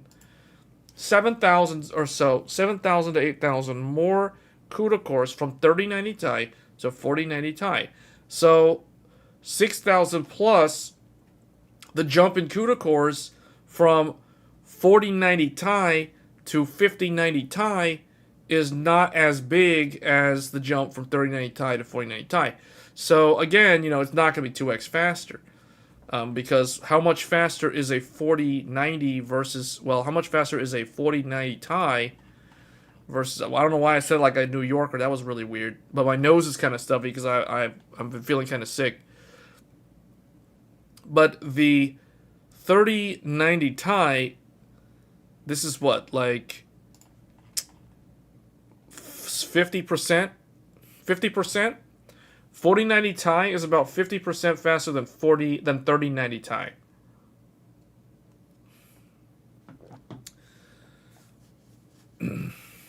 So that was going from Samsung 10 down to the, but that doesn't really matter though, because the rumor is saying that this thing is going to have about 24,576 CUDA cores. So that's about 6,400 or so more than the previous generation. And this is assuming this is the fully enabled one. This might not even be the fully enabled one. It probably is, though. Because I think we all knew from the leaks early on, we knew this number, the 18,000 number, before we knew the, what's the 4090 number? The 16,000 number? Yeah, the 18,000 number was leaked like well in advance. So I'm pretty sure this number, 24,576, is the 5090 Ti. That rumor is wrong. How is it wrong? It sounds believable though. To me, this sounds about right. I don't know about this. This 3 gigahertz might be wrong, but the GDDR7, I mean, this is GDDR7 is kind of easy to get the specs on because they're already kind of out in the wild. I don't know about this thing. The 128 megabyte L2, I don't know where that came from. But, you know, this could be right. I don't know about the... Oh, well, see, he's talking about 2 different chips, though. GB100 is 8,092-bit. That is definitely a... what happened here? The die would need to be 750 plus millimeter for it to have around 192 SM with a chiplet design.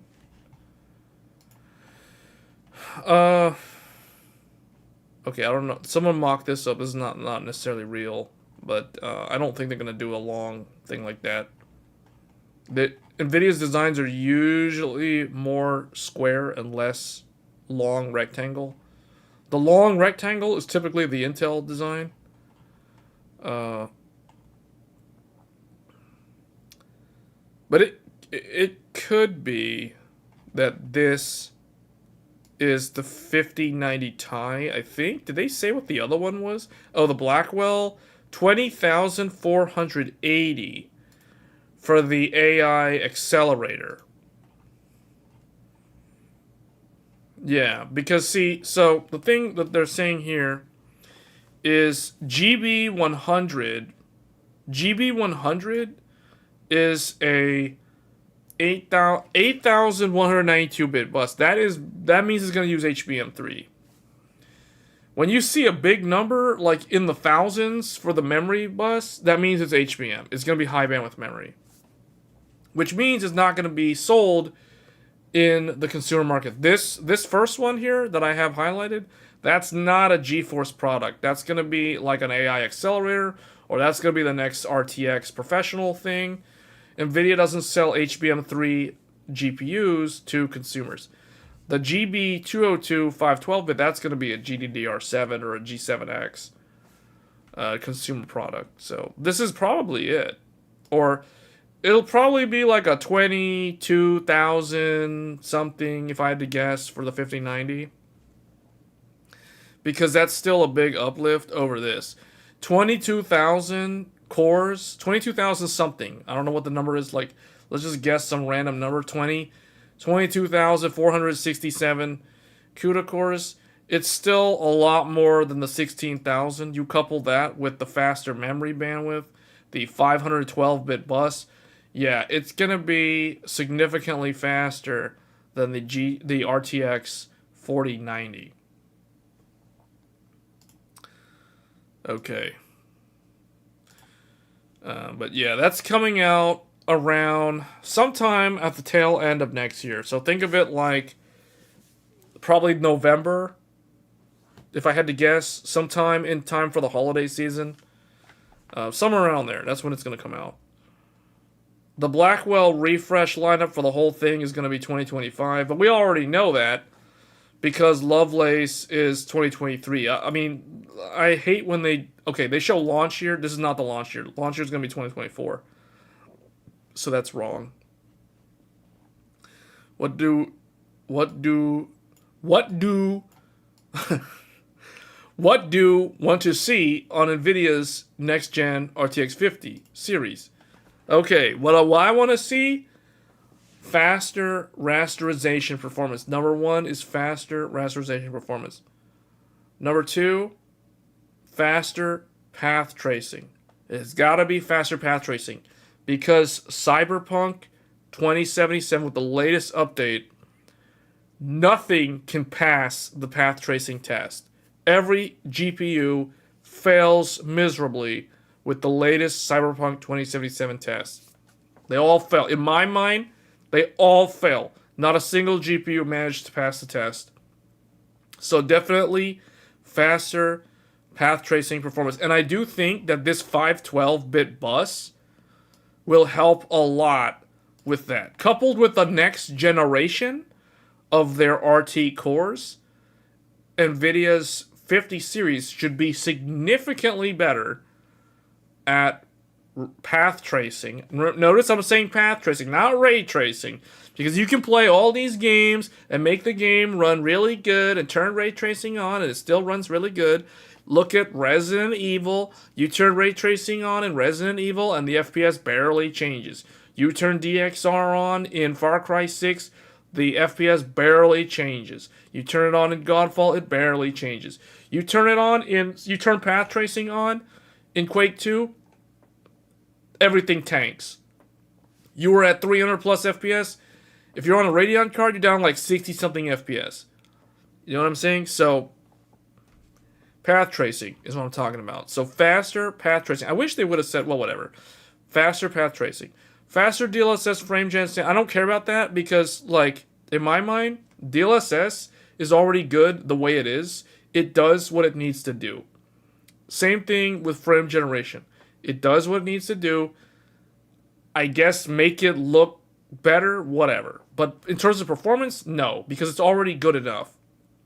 More VRAM per segment? Yeah. I mean, Nvidia historically always shortchanges the consumer on the VRAM, so it would be nice to see them at parity with AMD for the VRAM. At the high end, Nvidia's okay. Like, at least with the 4080 at 16 gigs, because they finally match what AMD was doing for $1,000+ GPUs last generation. Because AMD was charging $1,000 and for the CC900 XT, and that was 16 gigs. But they also offered, 16 gigs on the $550 6800 non-XT. So, yeah, I would like to see more VRAM per segment from Nvidia. I don't know if they're going to do that, but I mean, considering all the complaints that they've probably heard this year levied against them with the VRAM argument, the 8 gigabytes is not enough, all that stuff. Yeah, I think they're probably going to do that. Faster clock speeds, this doesn't matter because it's all about IPC and at the end of the day, like how efficient the GPU is. So I don't really care. Like, I don't care if one GPU is 3 gigahertz and another one is 2 gigahertz. If the 2 gigahertz one is faster in terms of FPS than the 3 gigahertz one. So clock speed doesn't matter to me. As long as it's just significantly better than the previous generation. Bigger cache, if it helps, yes, but I don't consider that like a priority. Higher power efficiency, because this is more about like the architecture. Higher power efficiency, yeah, that would be good. Oh, you can only choose 4. Okay. Nvidia's Founders Edition cooler is fine. The AIBs, that's up to them. I'm not going to choose better cooling, better cooler design. Okay, so this one, no. If for Nvidia already does a good design with their reference cooler. Nvidia, let's put it this way. Nvidia's reference cooler looks so good that it's the only one that I would actually buy. Like, if I'm going to spend my own money on a GPU from Nvidia, I'm only going to buy the Founders Edition. I don't care that it only has one VBIOS, because I wouldn't even bother to do the BIOS mods.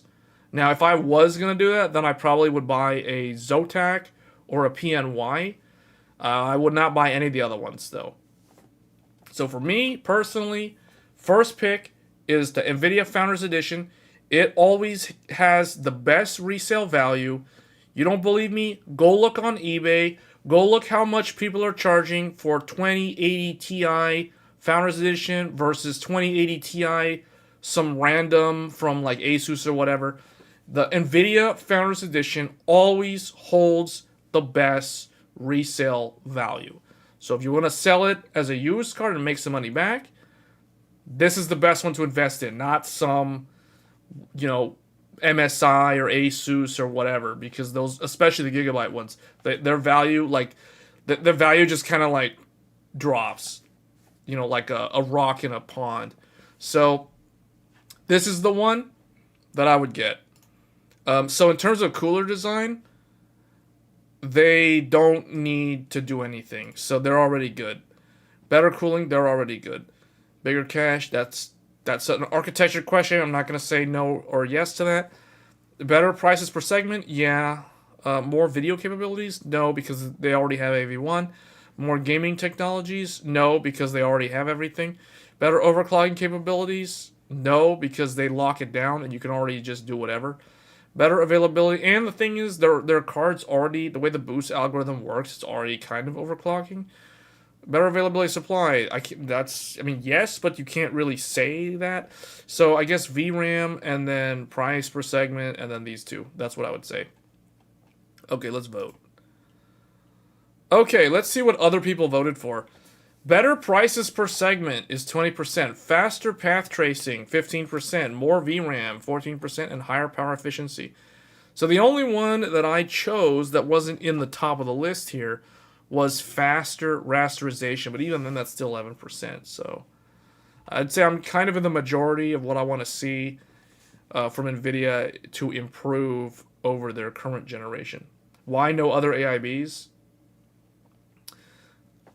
I mean, you can buy from Gigabyte if you want. I mean, I'm not gonna buy a Gigabyte graphics card, but you can do it if you want.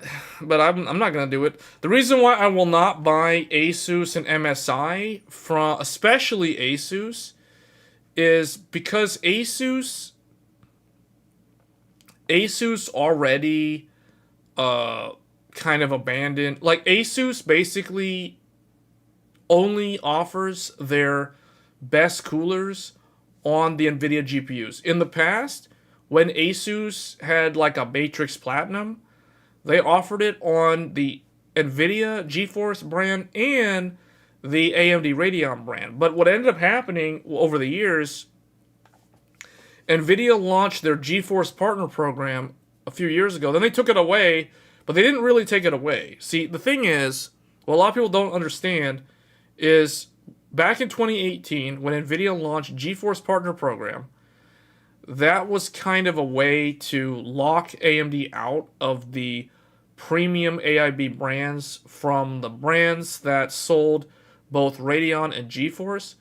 So what Asus tried to do back then was they tried to offer a new brand for the AMD. They did the Asus Ares or Ares or something, but then they canceled it because because there was such negative press about GPP, that Nvidia kind of like took it away. But in reality, they didn't actually fully take it away, because if you go look at the Asus and MSI and the Gigabyte graphics cards, what you'll find, there's no such thing as an Aorus Master 7900 XTX. There's no such thing as an Asus Strix OC for the 7900 XTX.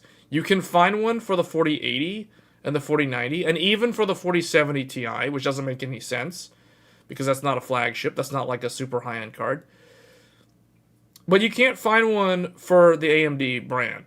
The only thing that you'll find from Asus for their graphics card for AMD is the TUF, which is fine, but there's no Strix. There's no like there's no like premium overpriced Asus taxed AMD card. Now, maybe that's a good thing, and actually it kind of is a good thing in that regard, because you don't have to pay the Asus tax for an AMD card like you do on an Nvidia card.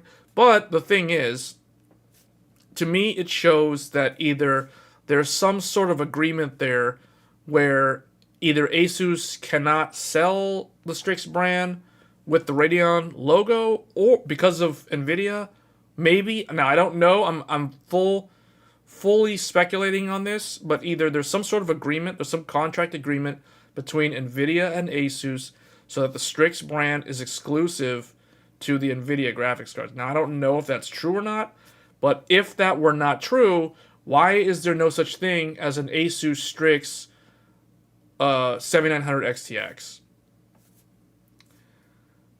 They do have a white version of that. That's the TUF, though. I'm not talking about the TUF. I'm talking about the Strix. I'm talking about the Asus taxed edition. I'm talking about this one. This one. Why is there no $2,000? I like how it's on backward. That means it's actually selling. Why is there no $2,000 Asus Strix for the 7900 XTX? That's my question. TUF doesn't matter because TUF is not the premium brand. See, that's what I'm saying is Asus doesn't offer the premium brand with the Radeon cards.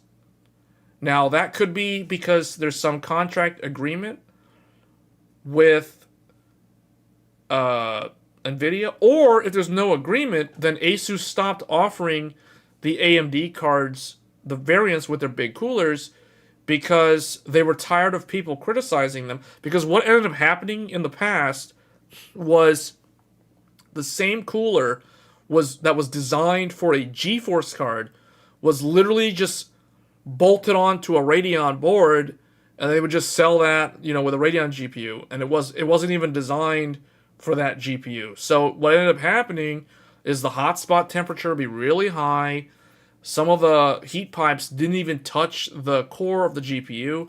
And you had all kinds of weird issues where it just made the Radeon GPU look like it was not as good because it had higher thermals. And then when Gamers Nexus did the teardown, you would see that the heat pipe wasn't even touching. Those sort of things. Like, ASUS has a history of this sort of stuff with not all of the AMD cards that they sell, but a lot of them. Especially the flagships. So that's the reason why I don't buy ASUS. That, and I also have an ASUS card that actually did not cover all the memory chips, so the card would artifact. I had to mod it myself by installing heat sinks on the 4 memory chips that were missing to fix that. So that was kind of ridiculous. That's the other reason why I won't ever buy an ASUS card ever again. MSI, same deal. Like, MSI, Supreme, they have the Supreme, but I will never buy the Supreme because, again, where's the AMD Supreme? Even if I was going to get the Nvidia one, why is there no AMD one? The only AMD card that MSI offers is the Classic. They're literally calling... You know what MSI did? MSI took the 6900 XT's cooler and just copy-pasted it over for the 7000 series. That is so lazy. That literally... And you know what? They even go so far to call the Classic. Gaming Trio Classic. This is a 6900 XT cooler on a 7900 XTX. That is flat out lazy. That shows that they don't actually support the brand at all. They're just rehashing their old cooler to cut costs. So that is why I will never buy an MSI card either. And now keep in mind, this applies to me evaluating MSI for Nvidia. If I'm going to purchase a GeForce card, this is me looking to buy a Nvidia GeForce card, not a Radeon card. I'm not going to buy Asus GeForce because Asus obviously is not even like... They're not even showing platform parity or brand parity between the GPU vendors. And the reason why I'm not buying MSI for GeForce is the exact same reason. Almost, it's even worse in some regards. Like, it's even worse than Asus in this regard. You get free Starfield when you buy it. No, I'm not talking about buying an AMD card. I'm talking about if I were to buy... The original question from Sid was, why would I only buy the Nvidia GeForce Founders Edition or Zotac or PNY? Why would I only choose those 3 and not the others? Now, let me rephrase my original thing. Yes, but it's not the same. The Aorus Master is better than the Elite. The cooler is significantly larger. So where's the Aorus Master for the XTX? That's my question there. But anyway, going back to what I was saying, they're exclusive to NVIDIA GPUs. Why are they exclusive to NVIDIA GPUs? They weren't always exclusive to NVIDIA GPUs. See, now you're getting back to the whole GeForce Partner Program thing that was a huge fiasco in the media back in 2018. Kyle Bennett over at Hard OCP broke that story, and it went rampant, and everybody came like crashing down on Nvidia, and it looked so bad that Nvidia detracted from that policy. They basically like took the policy away. But what I think happened was they might have taken the policy out of the public eye, and who knows? Maybe that's why they're getting raided by French law enforcement. I could be wrong. I don't actually know. But the French government is accusing Nvidia of anti-competitive business practices. Now, whether or not this is true or not, or if there's something real, or if this is like a false accusation, it remains to be seen. But it could be It could be something like that. So, just keep that in mind. But, okay, first, the comment about they're exclusive to NVIDIA, they're not exclusive to NVIDIA. Or they weren't exclusive to NVIDIA. Because the Asus Matrix Platinum... The Asus Matrix Platinum, let's look up that GPU. Asus Matrix Platinum was once upon a time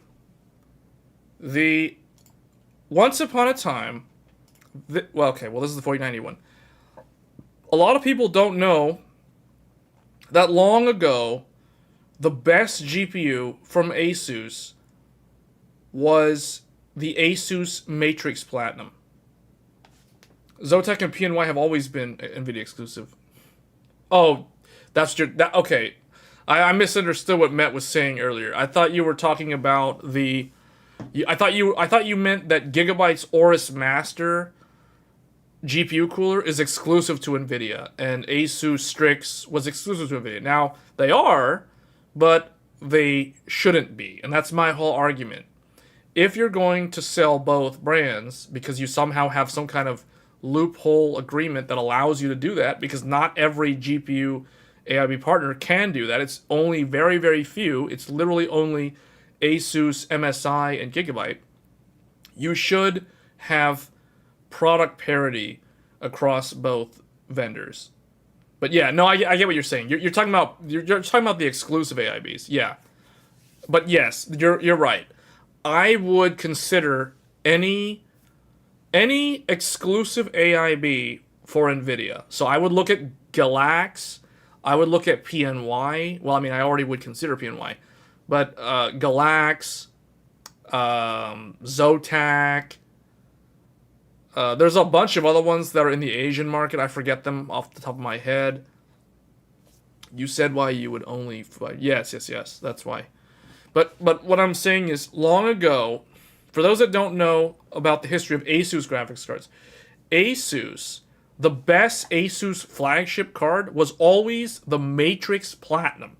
That was the name, not the Strix. The Strix is something that only showed up probably within the last... I think Strix started with like the 10 series GPUs.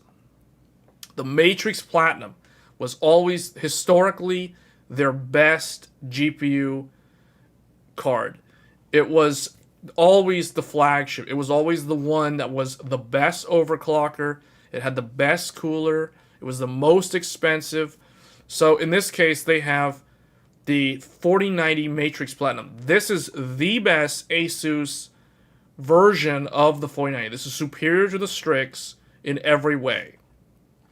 So if we go back to the history here, and now I'm way off on a tangent, but anyway, what I want to point out is the...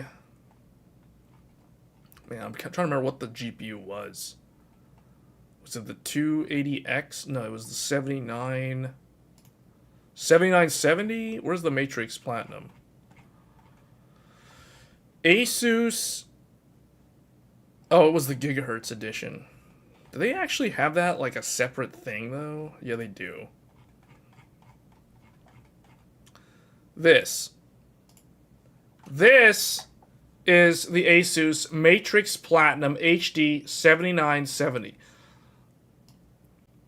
I have this graphics card. This is the only Asus graphics card. Why does it keep saying that I'm going offline? It's like I'm going in and out of being online. For the Asus Matrix... Wait, what? That GPU doesn't have a better PCB than the Galax, Hall of Fame, and MSI Supreme? Oh, the one for the Asus Matrix? Yeah. Yeah, but the thing... So, for its time, this was a really nice graphics card. You can see it had 4 DisplayPort and 2 DVI. Dual-link DVI. Yeah, I'm losing internet. My internet went out twice and it came back. I don't really know why it's doing that. It's kind of annoying. But I've gotten 2 notifications saying that I'm offline. and then it comes back. So it's the internet. It's not me. Well, I mean, it's it's my ISP. I think they're having some problems. But anyway, the problem with the Asus Matrix is these 4 memory chips right here, and I'm talking about the Asus HD 7970 Matrix Platinum. This is a 3 gigabyte card. But these 4 chips right here, so this angled one and these 3, these were not cooled. I think, did they ever do a review? Anyway, the point is, these 4 memory chips were not cooled. And this was on Hynix memory that was overvolted from the factory. Because this was, I think, GDDR5, if I'm not mistaken. Yeah, GDDR5. And these memory chips, if you look at the specification from Hynix, they're supposed to run at 1.5 volts. 1.5 volts on the VRAM. Now, the problem is, remember, Asus is all about making a custom AIB card with, like, a factory overclock. But what Asus did was they overvolted the VRAM to 1.6 volts. So this memory was running at 1.6 volts. And what would happen is, in games at stock, which has a stock overclock from the factory, I would see memory artifacts. I would see white specks and all this stuff show up on the screen. They wouldn't happen in every game, but in some games, in particular, I ran into this problem a lot when I was playing Final Fantasy XIV back in the day with this graphics card. So what I did was I got some heat sinks from Micro Center and I stuck them on here. I even have a YouTube video on how to fix Asus Matrix Platinum memory artifacts. And literally, I added 4 heat sinks to these memory chips individually because the rest of the memory chips were covered by the heat sink for the GPU. So I thought that was kind of dumb that Asus had left 4 memory chips exposed with no heatsink on them. Yet they're overvolting the VRAM from 1.5 to 1.6 volts from the factory. So that was kind of dumb. Because I'm guessing that the other thing I could have done was RMA the graphics card, but then I'd have to be without the graphics card for like, 2-3 weeks. So that's kind of annoying. So anyway, I still have the graphics card, and it still works fine to this day with those 4 heatsinks sitting on top of those memory chips. But the thing is, that was what kind of told me I'm not going to buy an Asus card anymore. Now, as far as I know, they haven't done that ever since. I think all of Asus's GPUs, by today's standards, they have covered every single one of their memory chips. Now, this affected not only the HD 7970 Matrix Platinum, but also the GTX 680 Matrix Platinum, because I think they had one for that card as well. No, it has nothing to do with quality control. It was a poor design choice. Like, if you take this card apart, you'll see that there's a unisync that covers the VRMs and these memory chips, but for some reason it does not cover these 4 memory chips. It's literally completely empty. It's like it doesn't even have a heatsink that covers this area at all. So it's expecting the cooling from the fan to cool them down. But, that would work if they were at 1.5 volts. But as soon as you're overvolting to 1.6 volts, you're running them out of spec. And you have to have good cooling on the RAM, otherwise it's just going to artifact, which is basically what it did. So that's kind of the reason why that's the number one reason why I have never considered Asus, even though they have kind of fixed that design flaw with their newer GPUs. But that, coupled with the fact that in recent years, they just kind of bolt on a GeForce designed cooler on a Radeon card and call it a day. So, and that to me, that's either that's just straight up lazy, or that's just not spending enough time to make the product optimal for the actual chip. So, and I have found Gigabyte does that as well. MSI typically doesn't do that. I would consider MSI compared to Gigabyte and Asus. But the reason why I'm kind of skipping them for this generation is because they really cheaped out. They really cheaped out this generation MSI. So I don't consider them for GeForce either. I would only consider an exclusive brand. Let's put it this way. If I could not buy the 4090 Founders Edition, let's go back to the 4090. Where is that at? Let's go back here. Yeah, so we're here. So if I could not buy this, for those that don't know, I already have this card. I mean, I have the unboxing on the channel. I am probably going to do a review. I have not done a review on the 4090, and I do plan to do one. It's going to be more like a 49... It's going to be titled something like GeForce RTX 4090 1 year later, because I want to do kind of the anniversary, the 1 year anniversary, or the 1 year birthday of the RTX 4090. Because I never did a review at launch, so I'm going to go ahead and do a 1 year review and show like how it performs at 4K. We're going to look at DLSS 3, we're going to look at all that stuff, ray tracing, all that stuff, because I think those are huge selling points for this card in particular. But, you know, if I could not have gotten the Founders Edition, I would have probably purchased, and I'll show you guys which one I probably would have gotten. It's a PNY. Where is it? PNY XLR8 something. I think the Vertigo. Verto. Weird name. This one? Or I would have gotten the Trinity OC. I would have gone with either this, or this. These are the ones that I would consider. And the reason why these are the ones that I would consider is because these have the exact same price as the Founders Edition. These are well, they better be $15.99, otherwise I wouldn't even consider them. Do they even show the price?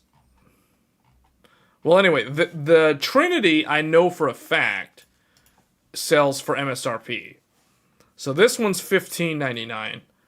So you're basically spending the same amount of money that you would have had to spend on a Founders Edition, but you're getting a Zotac AIB card instead.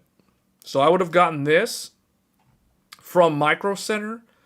Otherwise, I would have gotten this from Best Buy. Because Best Buy sells the Founders Edition and they sell the PNY. So I probably would have gotten one of these. That PNY card kind of looks like the XTX Phantom Gaming. I mean, I can kind of see that. But yeah, I would have gotten this from Best Buy, because I know Best Buy has these, and they're relatively easy to find. The Founders Edition is really hard to find. Like, this card is, if you're in the US, like, this is super hard to buy.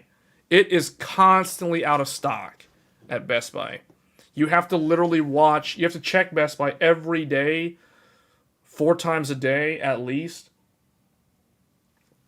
if you try to get one of these. It'll show up, and then it'll be gone, like, within 10 minutes. So it's constantly being scalped or whatever. Like, and again, that goes to show, like I was saying earlier a few minutes ago, the Founders Edition carries the highest resale value because it is the most sought after version of the Nvidia cards. Most people, myself included, would rather buy the Nvidia designed cooler than the AIB card. Because the Nvidia design is a... Think of it like it's an iconic looking design. Like, this is the one that when people think of the 4090 3 years from now, 5 years from now, a decade from now, this is the card that they're going to think of. This is the picture in their mind that they're going to have. And that's the reason why this one is the most in demand and commands the most resale value on the used market compared to any of the AIB cards. So yeah, this is the one. That's why it's so hard to find this card. Okay, case in point, there's literally a comment on my unboxing video from somebody saying that it took them forever to track this card down. They had to get their friends to help them track this down by watching constantly. Like it's that goes to show that that's the one that people are actually looking for, not the PNY this thing or the Zotac that thing. Or even any of the other ones, the Supreme and all those other ones. Now those are probably going to be better suited for overclocking compared to the Founders Edition, because this thing's pretty locked down in terms of what you can do. And if I was going to buy the card for the sole purpose of overclocking and trying to do world record overclocking, that kind of thing, then I would definitely not buy the Founders Edition. I would definitely look at one that at the very least has dual BIOS. Zotac looks like a sandal. Yeah, I call it the sneaker. It looks like a snowboard or a sneaker. I think the Zotac one looks cool. I actually like the look of the Zotac one a lot.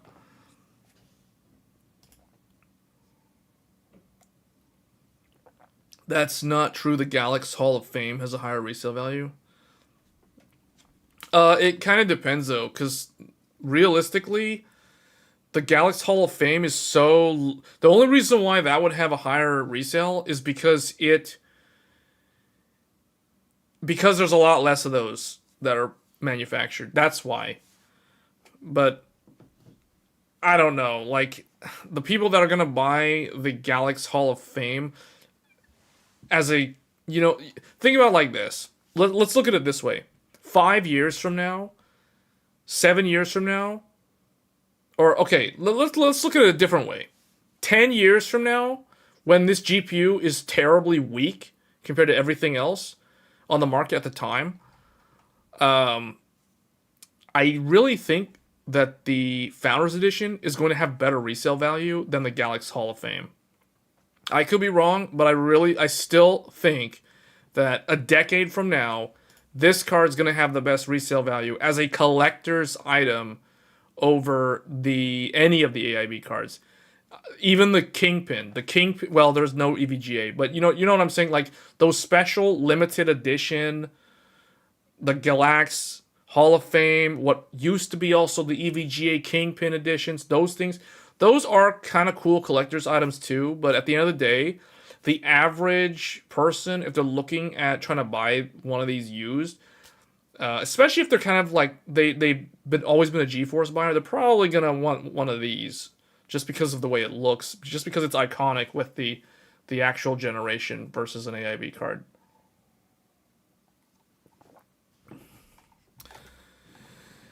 I mean, when I think of my own, now I'm only one person, so that's not anything to really go off of, but my own collection of GPUs, almost all my Nvidia GPUs, except for one, are all Founders Edition cards. I don't have any, I have one Nvidia AIB, and everything else is Founders Edition. Just to go through my inventory here. Let me go through my inventory real quick. I gotta think what I've got, actually. Well, I gotta let's delete all this stuff.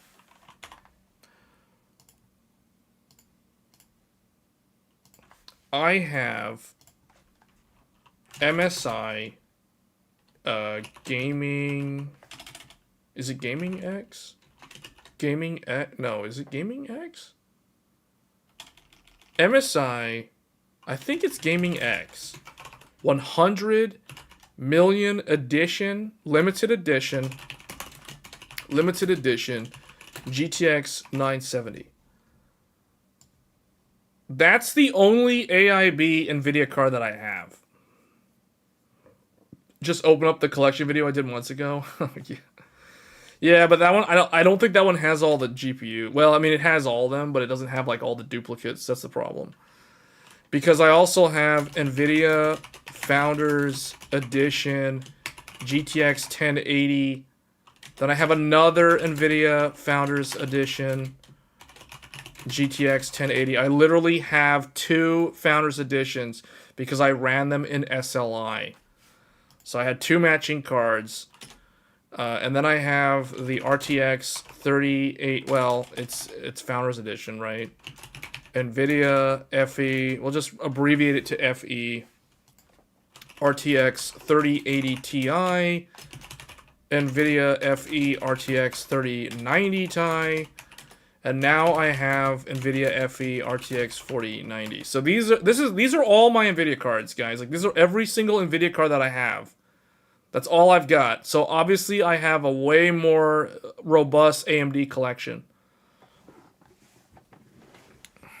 Oh, I'm not even on the Discord. I always forget that I'm not signed into Discord before I go live.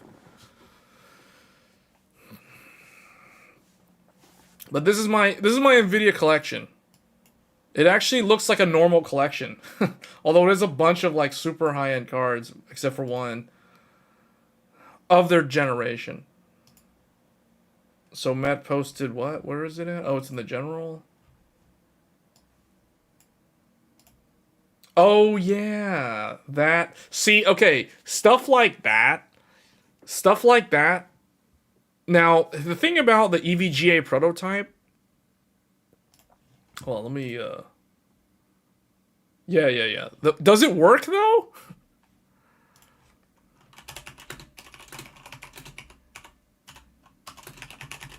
Does it work?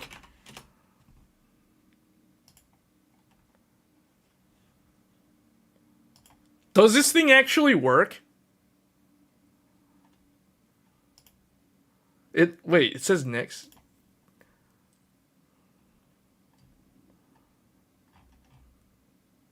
Yeah, this would probably command. Well, okay.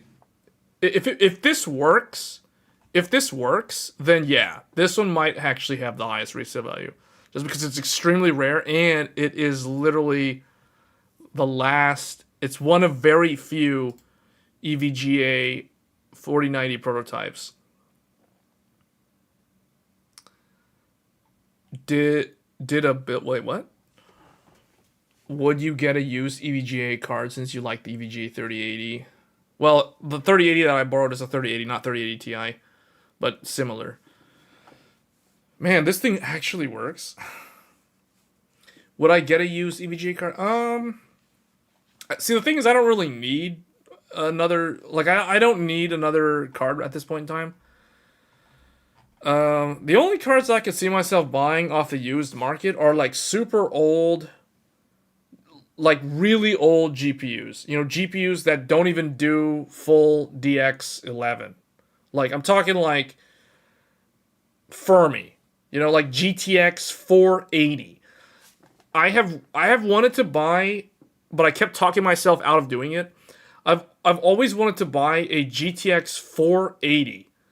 The classic, iconic, loud, hot, high power, furnace, George Foreman grill.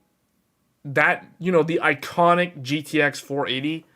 By today's standards, it doesn't even use that much power, to be honest. Like, it's not really that bad.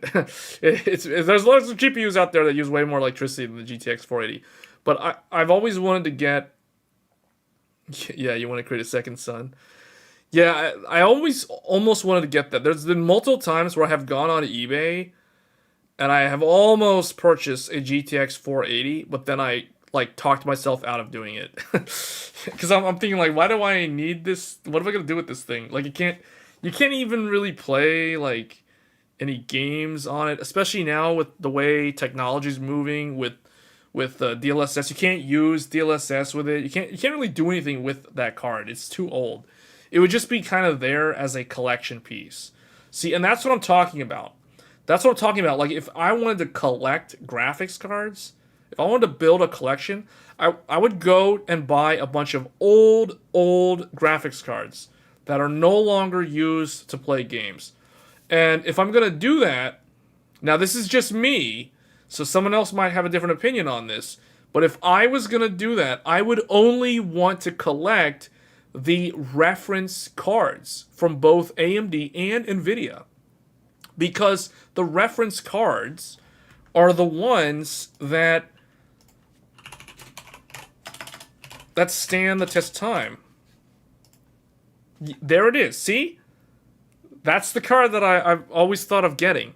The GTX 480 with that classic design of all those heat pipes sticking out like spider legs coming out of the GPU. but this is the reference design. And it's relatively easy to find this design with an EVGA logo or someone else's logo on here, because back then that's how they did it.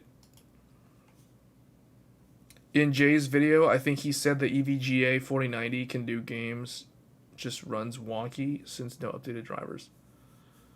Yeah, I might have to check that out. Yeah. See, I would not go out of my way to try to buy one of these. No, I wouldn't bother with that. Like, but something like the old GTX 480, just because it is the meme graphics card of the last decade. I would like to have something like this as a collector's item, just because it is the meme GPU of the 2010s decade.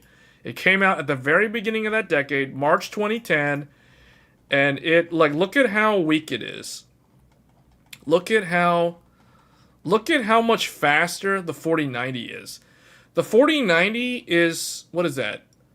693% faster? Is that the correct way to read that?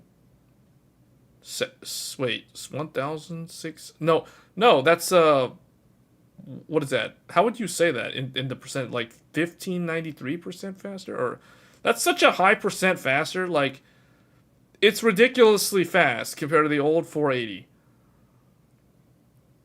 You see what I'm saying? Oh no, you would subtract 100. So it's 1593% faster. No. You have to remove the 100 off of this, right?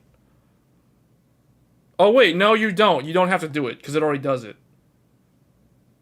Regardless, it's a lot faster. It's a lot faster than the 4080. That's what I'm saying. So it's like you can't really play any games with it. It only has what, 512? It has 1.5 gigabytes of memory. 1.5 gigabytes of memory. And I think it has RAM on the back. Did it? No, it didn't have RAM on the back. And look, I don't even have a monitor that uses DVI. Like, how would I hook it up to my monitor? Like, all my monitors are DisplayPort. I'd have to buy, or I have to, you know what I have to do? I have to go find my R9 Fury Sapphire Tri-X, open the box, and pull out the DVI, the DisplayPort to DVI adapter that graphics card actually came with. Like, if I wanted to use this thing. Wait, hold on, let me see. R9 Fury Tri-X review. Did they do a review on this thing? R9 Fury Tri-X review. Packaging and contents. Yeah, see? I was right. I remembered it.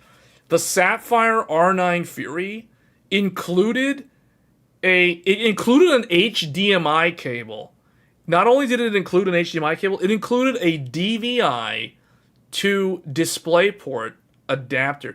So if I bought a GTX 480 to test it with my new monitor, I would have to use my old Sapphire adapter to connect the GTX 480 to my monitor.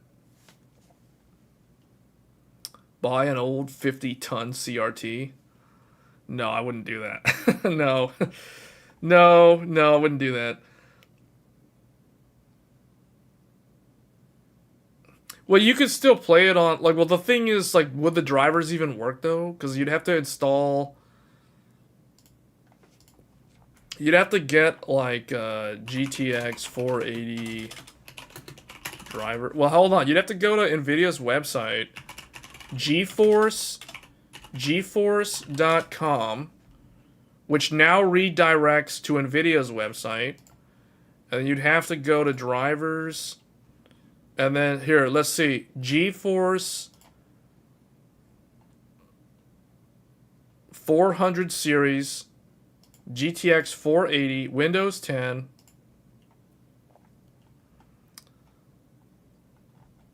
It has, oh wait, okay, what is this? This is the driver 391.35 from March 27th, 2018. So the last driver for the GTX 480 was from March of 2018, and it provides the optimal gaming experience for Far Cry 5. But it supports a lot of GPUs. It goes all the way up to the GTX 1080. It does not support any of the RTX graphics cards. You can't use RTX graphics cards with this driver. They sell DVI to HDMI cables you can use. No, I would just use that. I would just use the... wait a minute, hold on. Would that even work? Wait, that wouldn't even work. Oh, you're right. You can't go from DVI to DisplayPort. I'd have to go from DVI to HDMI. Yeah, you're right. I'd have to actually buy or find some kind of DVI to HDMI cable. Yeah. Yeah, because the GPU, you can't do DVI to DisplayPort. But you can go DVI to HDMI. So yeah, that Sapphire thing wouldn't work. Oh, that's a bummer. Yeah. Yeah. The only problem with installing the super old driver, I've never installed an older Nvidia driver to replace a newer Nvidia driver. Now, I have downgraded AMD drivers in the past. I've never downgraded an Nvidia driver, so I don't know if it would cause a problem, because I'm the type of person who never bothers to use DDU unless there's no other way. So what I would do is I would install this driver, or no, I would take out the GPU. I'd install the GTX 480. I'd boot into Windows. It would probably have the giant screen, 480p with nothing there. And I would install this driver, and it would probably work. The only problem is what happens then if I swap the GTX 480 to the RTX 4090. Would it like screw up the OS, or because it would like be on this old driver, or would it know to move it back to the newer one? I don't know. Matt saying I would need a DDU. Let's put it this way. I would only DDU if I screw up the computer. Like, I would do what I just said. I would actually, like, if I were to swap back to a 4090 after testing a GTX 480, I would turn the computer off, take out the 480, put in the 4090, and just turn on the computer and see what it does with the drivers. Now, I'm pretty sure I have high confidence that what will end up happening is because I never uninstalled the new Geforce driver, it will just load and run that driver in the OS, because I never removed it with DDU. And this old one, the 391 for the 480, will just sit there and do nothing. I assume that's what it will do. Now, it might actually cause some problems, so I probably would have to DDU at some point. But, my Windows install right now is so screwed up. It has so many old drivers. Because when I had to install Radeon 7, I don't know if you guys are aware, AMD also, and Marcelo's in the chat now. You completely missed the discussion about Meta and AI, bots, and all the crazy stuff that Meta was announcing this week. But that was probably one of the more interesting discussions. But AMD also, they went and forked the driver. Like, they're on, like, for example, I had to do Radeon 7 for that review for the 7800 XT. Oh, and I appreciate, Marcel, you said that was a good review. Thank you. That took a lot of time to make. A lot of people don't know, when I started making those review videos, I don't do a lot of GPU review videos because those are a lot of work.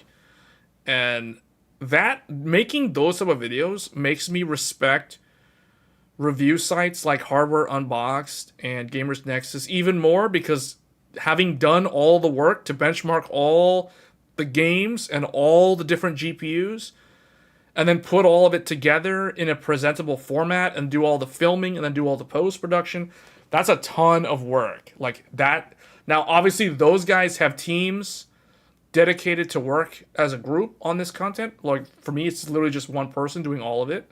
So it's probably, like, the work is divided somewhat across those guys. But, you know, it's a lot of work regardless. So anyway, what I was gonna say is AMD. Hold on, wait a minute. What's going on here? AMD. Okay. So AMD basically moved Vega and Polaris to its own driver. So basically anything that's RDNA 3, 1, 2, and 3, all the RDNA is now on its own driver, and Vega, all the GCN is on its own driver. They all used to be unified, but AMD split them recently. So I just wanted to point that out. Nvidia, I don't know. Okay, I want to see something with Nvidia. Like, what happens if I have a, let's say I have a GTX 680. GTX 680. Oh, the last, okay, so GTX 600 series is also EOL now, like, or end of support. So the last driver for Kepler is June of this year. 474.44. And it supports Kepler, second gen, or I guess big Kepler. Well, no, second gen Kepler. It supports first gen Kepler. And notice that the 750 Ti is not here because that's Maxwell. The very first Titan, the Titan Black, which I don't even know what that is, and then I kind of vaguely remember that, and the Titan Z, which is a dual six, no, it's a dual Titan. It's a dual Titan. So this one's also EOL. So that means that Maxwell, if I go with GTX 900, if I had my GTX 970, if I wanted to test my GTX 970, I still have modern driver support. So that's really nice. Now, Nvidia kind of has to do that, though, because they have way more of these out in the market compared to AMD. So it's sort of expected of them to support older stuff for longer. So so Nvidia basically cuts off at Maxwell. If you're on something older than Maxwell, aka 900 series, or the GTX 750 Ti, that particular model, if you're on something older than that, you're in what's called end of support land, and you probably need to upgrade your GPU. If you're on AMD, if you are on something older than the RX 480, you are in end of support land and you need to upgrade. So 480 is still good, 580 is still good.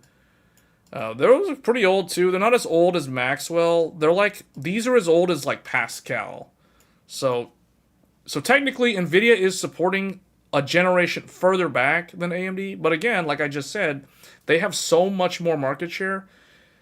That would be kind of a troll move to end support for anyone who's still on a GTX 970, because there's a ton of people that are still using those.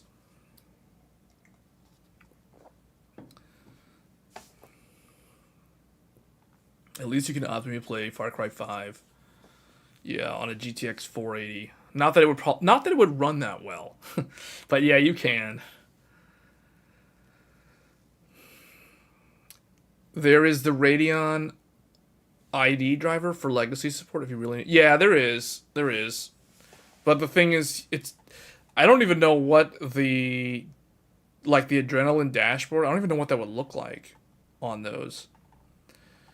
That reminds me, if I was going to do, earlier this year, I did a SLI video.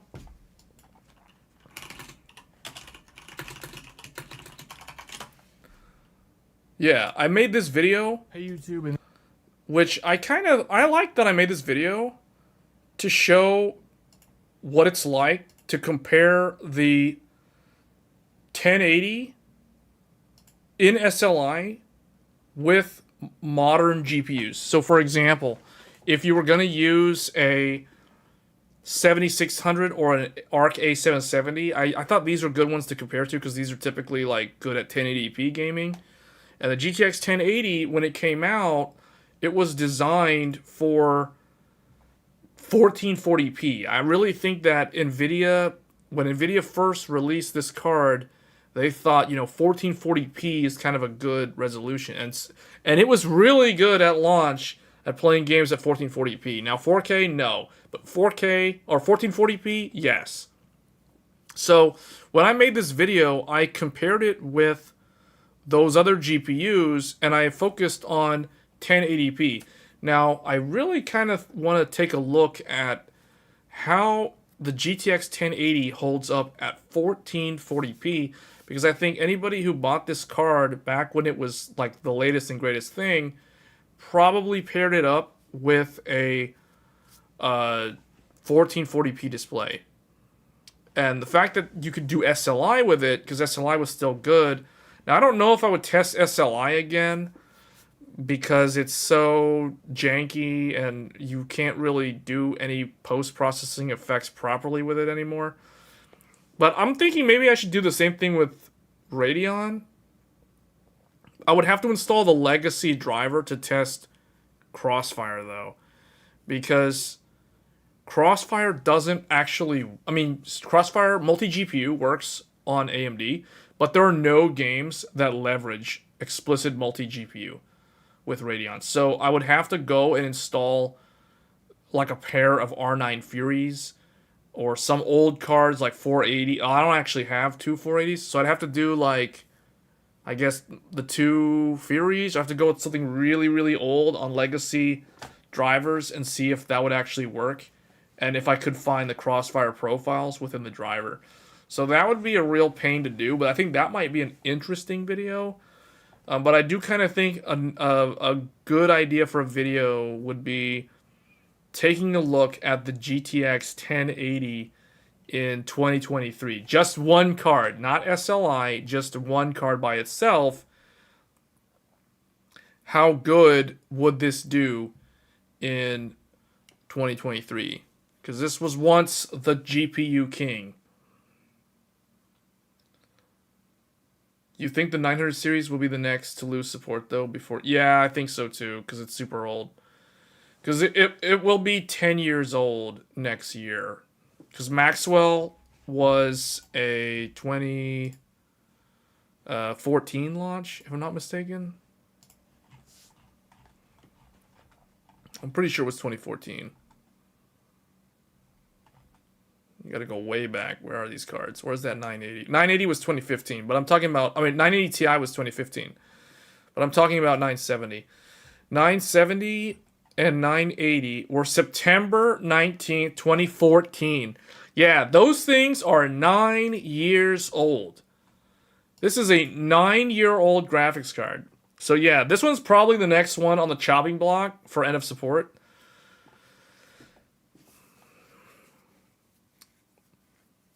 If the 6600 can do 1440p, then the 1080 can do it. Yeah, no, it can. I'm curious how it will handle the newer games, though. Oh, wait, no. Matt said it the other way. No, Nero said if the 6600 can do 1440p, then the 1080 can do it. And Matt said the 6600 can't run Starfield at native 1440p. Oh, yeah, well, I mean, I don't even know if it can do... Yeah, it can barely do it at 1080p. That's what I'm saying, though. Like, my thing is... The 1080 was designed, I personally believe that 1440p was kind of the target resolution. This is still my favorite looking Nvidia reference card of all time. Like, even with the 4090 and all this other stuff, this is still my favorite card from Nvidia. Like, now I want to compare them. Now I've got to compare them. Get this thing out of here. Yeah, let's look at this. Like, look at this. This versus this. This looks like something made by Apple. This literally looks like Apple made this. It looks like an Apple product. This looks like an actual Nvidia classic GPU. This looks like an Nvidia GPU. You can see the Nvidia logo. You can see the classic GTX. You can literally see the Nvidia branding right there on the PCB. This thing, no, Apple made it. There's no Nvidia logo. It's just, whatever. It looks like an Apple product. House brick versus not house brick. Exactly. This thing looks like a GPU. This thing looks like some part that goes inside a Tesla. Like, this looks like it goes inside a car. Or some kind of weird, like, you know what I'm saying? This is the classic. This is still my favorite Nvidia designed cooler. They took the Maxwell cooler and they basically applied tessellation to it. They put triangles on it and it looks cool. So this is my favorite one. And this is the rare card that still had DVI while still also offering 3 display ports and 1 HDMI.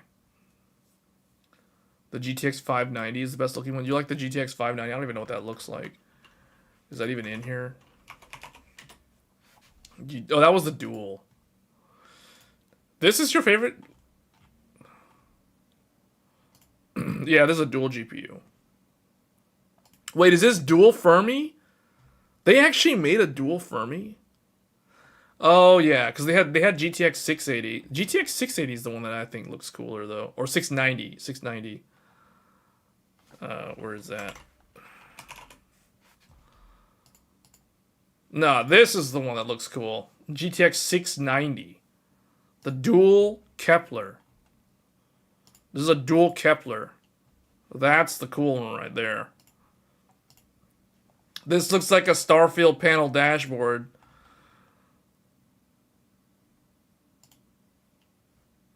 Wait, this is an ugly GPU? This is probably a really loud GPU. That one looks better. Oh, this one? Oh, yeah. Oh, the 590 looks ugly? The 5...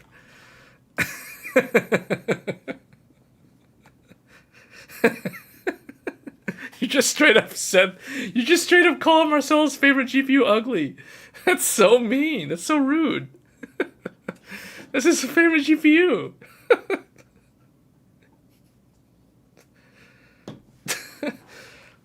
Also, if you want to check, Horizon Forbidden West is coming to PC soon.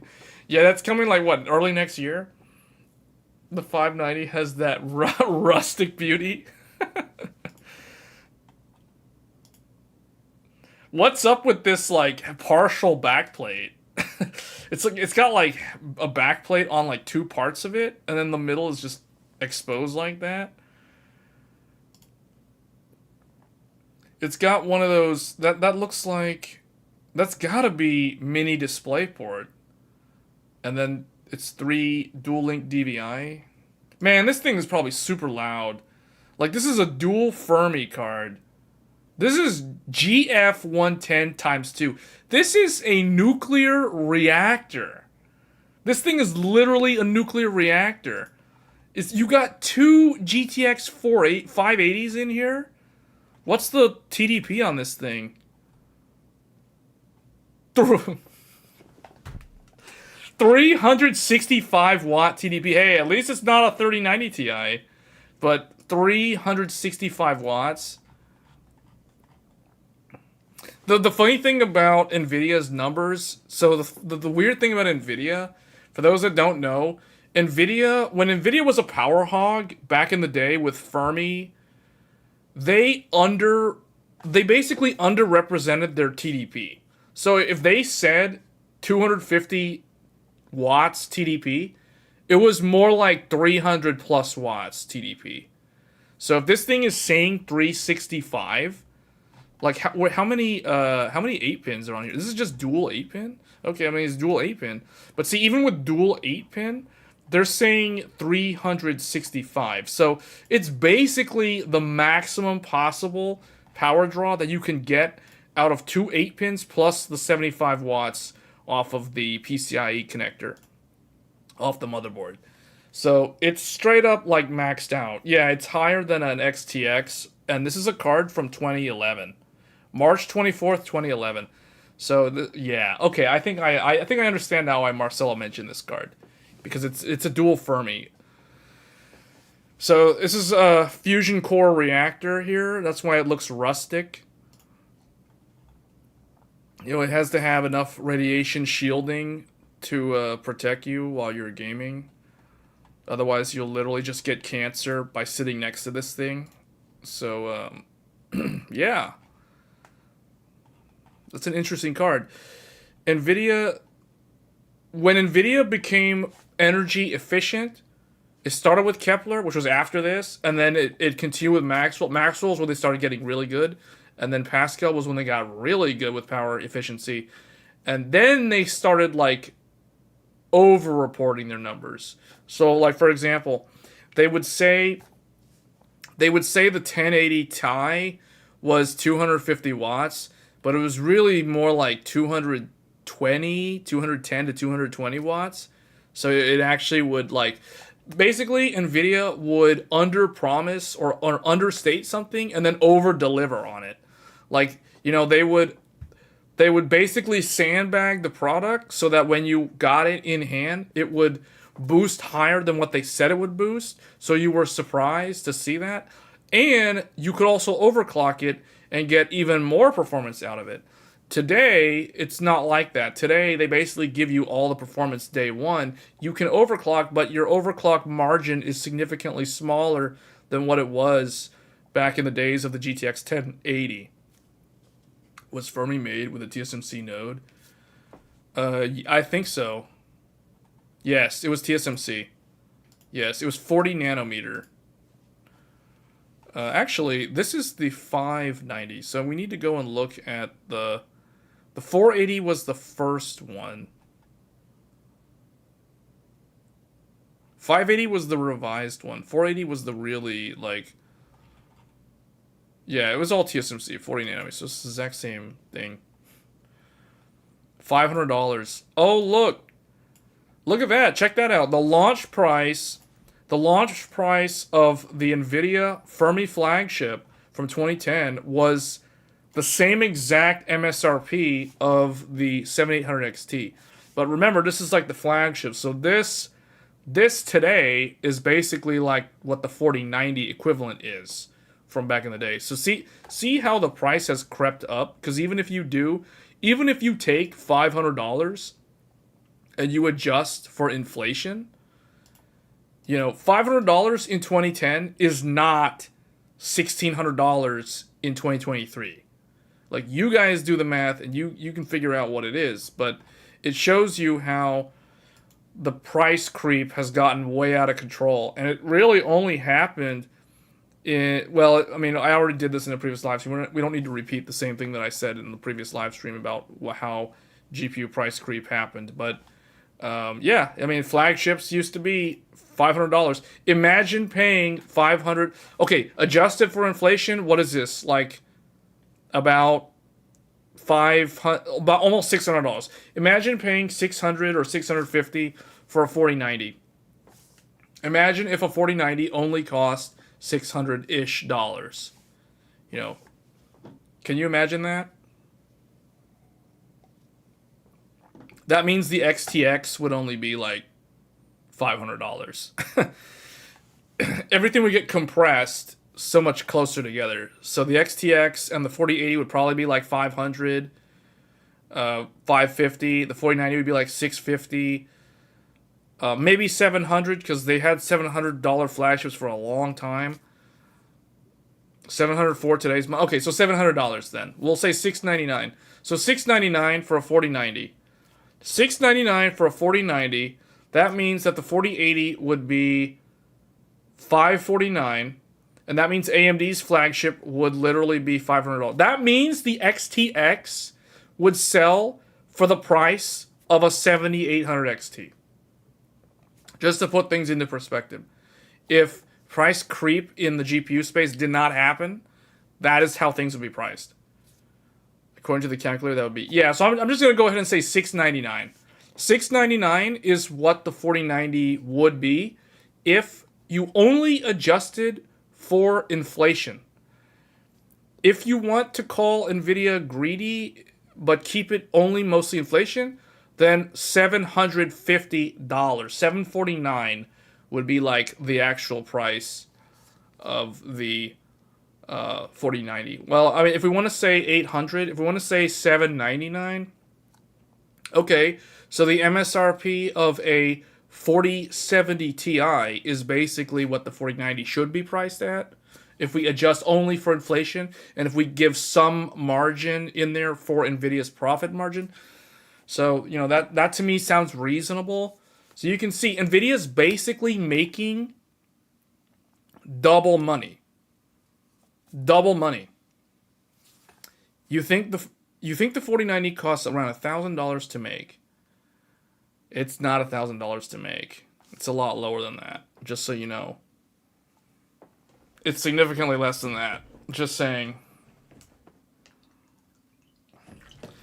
If you want to find out how much it costs to make it, you have to know the price of the wafer.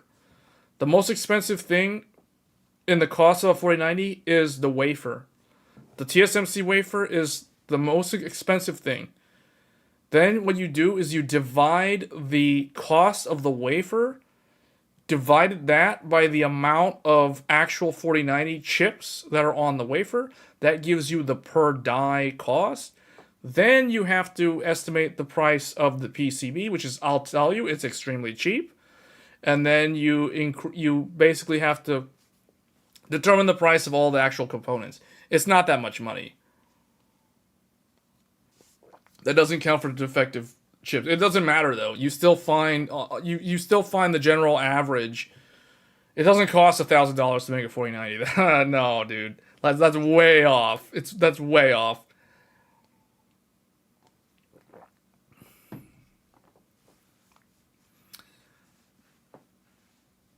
Think about it this way. Think about it this way. It's definitely not $1,000. That's funny. Okay, think about it this way. A PlayStation 5 goes for $499. The Radeon RX 7800 XT also goes for $499. So these two products cost, to the consumer, the price is $500. Which of these two products do you think the manufacturer of the product is making higher margins off of? So Sony, I almost typed Xbox there. Sony's profit, well, no, let's just say, like, okay, who do you think is making more money? Do you think AMD makes more money off of the sale of a 7800 XT? Or do you think Sony makes more money off of the sale of a PlayStation 5? Sid says that Sony makes more money off the sale of PlayStation 5 than AMD. The PS5 is selling for profits. They changed the pricing scheme a while ago. It goes for $500, guys. So, this is kind of an easy answer. The answer is the 7800 XT. The 7800 XT is making AMD far more money per unit sold than the PlayStation 5 is making Sony. Think about what is in this product. You're getting a full console. This thing has a Blu-ray drive in it. It has flash memory in it. It has 16 gigabytes of RAM in it. It has the SoC from AMD. It has all this stuff in it that has to work together. It includes a power supply, people. It includes a power supply built in. There's no way that Sony is making more money on the sale of a PlayStation 5 versus AMD selling a 7800 XT.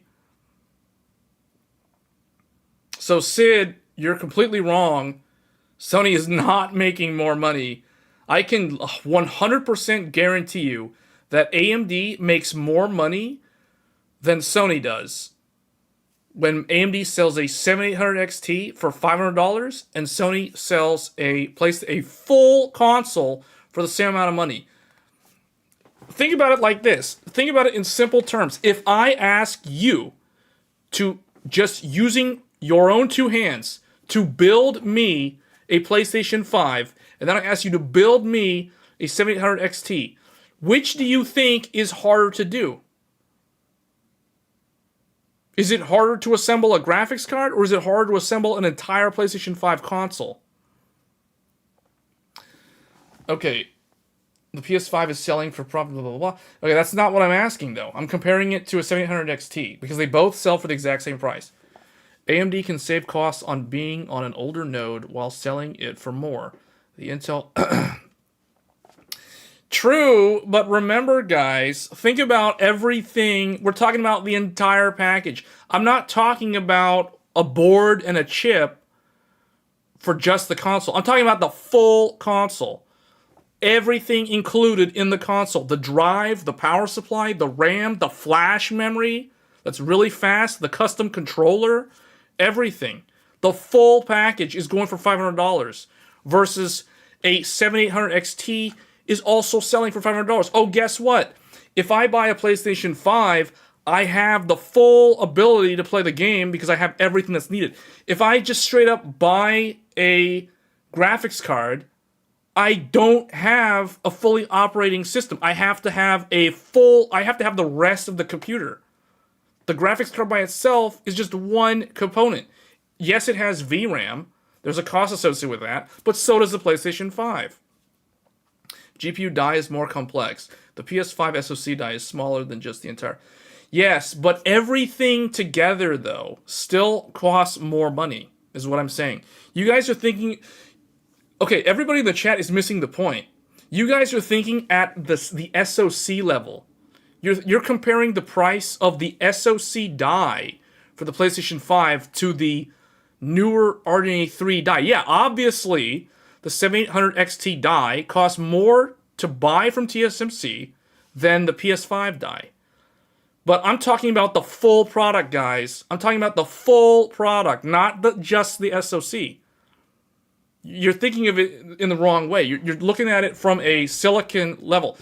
I'm talking about if I go and if I spend $500 to get the full finished GPU with the fans, the cooler, everything... And then I go and I buy a PlayStation 5, which, by the way, also includes the controller, I might add, in that $500 package. And it includes the power supply, the flash memory, 825 gigabytes of storage. It includes all of that. The full what? So the answer is the 7800 XT is far more profitable than the PlayStation 5. That is a 100% guarantee. The motherboard of the PS5 is cheap board. So is the motherboard of the 7800 XT. Neither one of the motherboards cost that much money.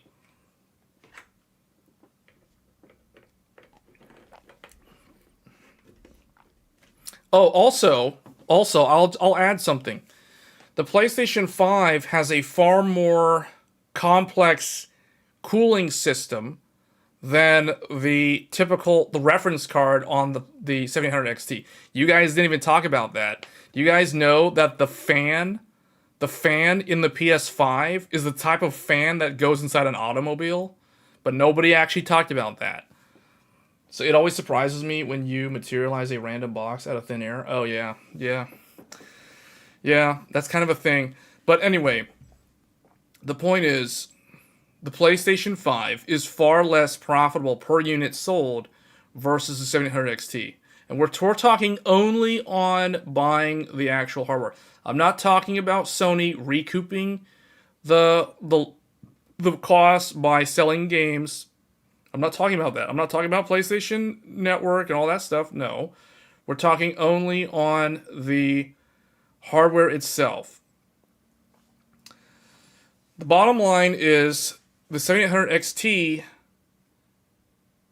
is far more profitable than the PlayStation 5. My Xbox Series X and all the components are cheap compared to a GPU. You're still forgetting the fact that there's all the components. You don't get a power supply when you buy a console. I mean, when you buy a GPU. Okay, do we have to list everything that the PlayStation 5 comes with? Do we have to go into this depth? component exercise, component list. It has a PSU. It has 825 or so. It has roughly 1 TB of flash, of NAND, flash, high-speed storage. It has a custom flash controller that's capable of Gen 4 speeds. You know, it has a M.2 slot. It has an M.2 slot for expansion. It has, okay, I don't know what the power supply wattage is, but it has a power supply in there. There's a cost associated with all that stuff in the power supply because it's a small form factor power supply. It's not a run-of-the-mill big brick that sits outside the console. No, it's actually inside the console. So again, we're not talking about Xbox Series X. I'm not comparing to Xbox Series X, but I mean, it's going to still be the same answer. It has those RGB lights. The AMD reference card doesn't have any LEDs on it. Just so you guys know. Remember, I'm talking about this reference card. I'm not talking about an AIB card. We're not talking about Sapphire Nitro. We're talking about the AMD reference card. There is no RGB on this card. There's no lights at all. No lights. Guess what? PS5 has a bunch of RGB lights. Not that that really matters too much because that's not that expensive, but that's still something that it has. It includes the game controller is included. There's a cost associated with all the haptics, all the feedback, all the stuff in there. You have to include that in there too because that's in the BOM.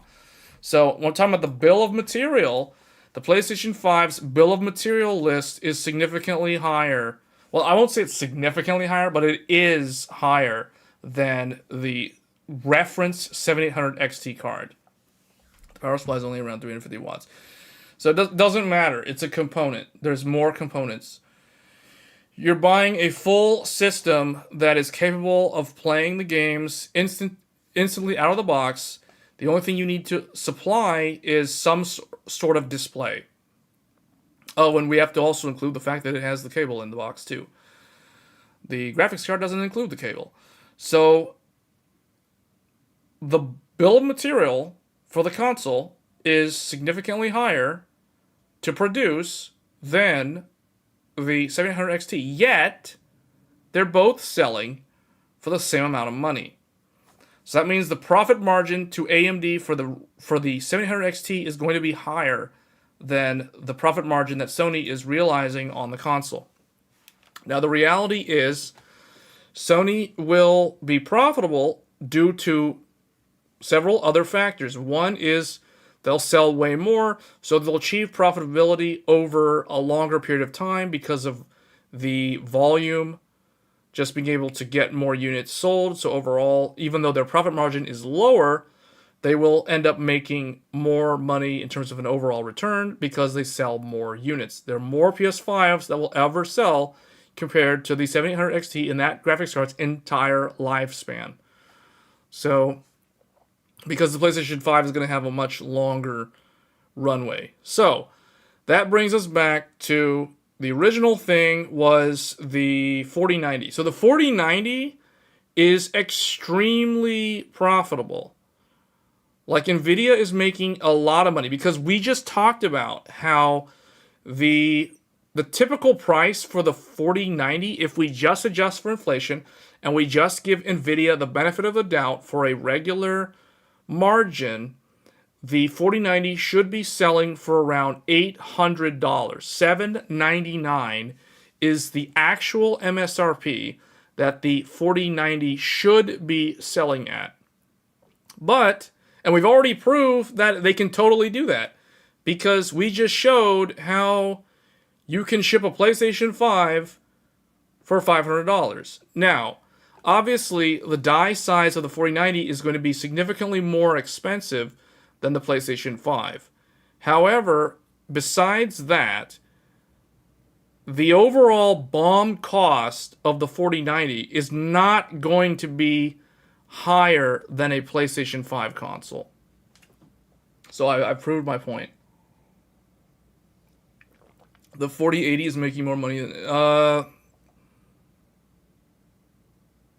I'm not sure about that. Maybe, but it doesn't really matter. Like, the whole point that I'm making is that the Nvidia cards, or the upper end of the market, and this is true for AMD as well, because I just used the 7800 XT as an example. The XTX is marginally more complex than the 7800 XT. The difference is 2 additional MCDs and more memory and a wider bus. But at the end of the day, the XTX is selling for twice the price. It has double the MSRP of the 7800 XT, while not really costing that much more to make. So both AMD and Nvidia are making huge profit margins off of these higher end parts. The cooler on the 40, I don't know what makes you think the cooler on the 4090 costs $200. Okay, you're talking about the FE?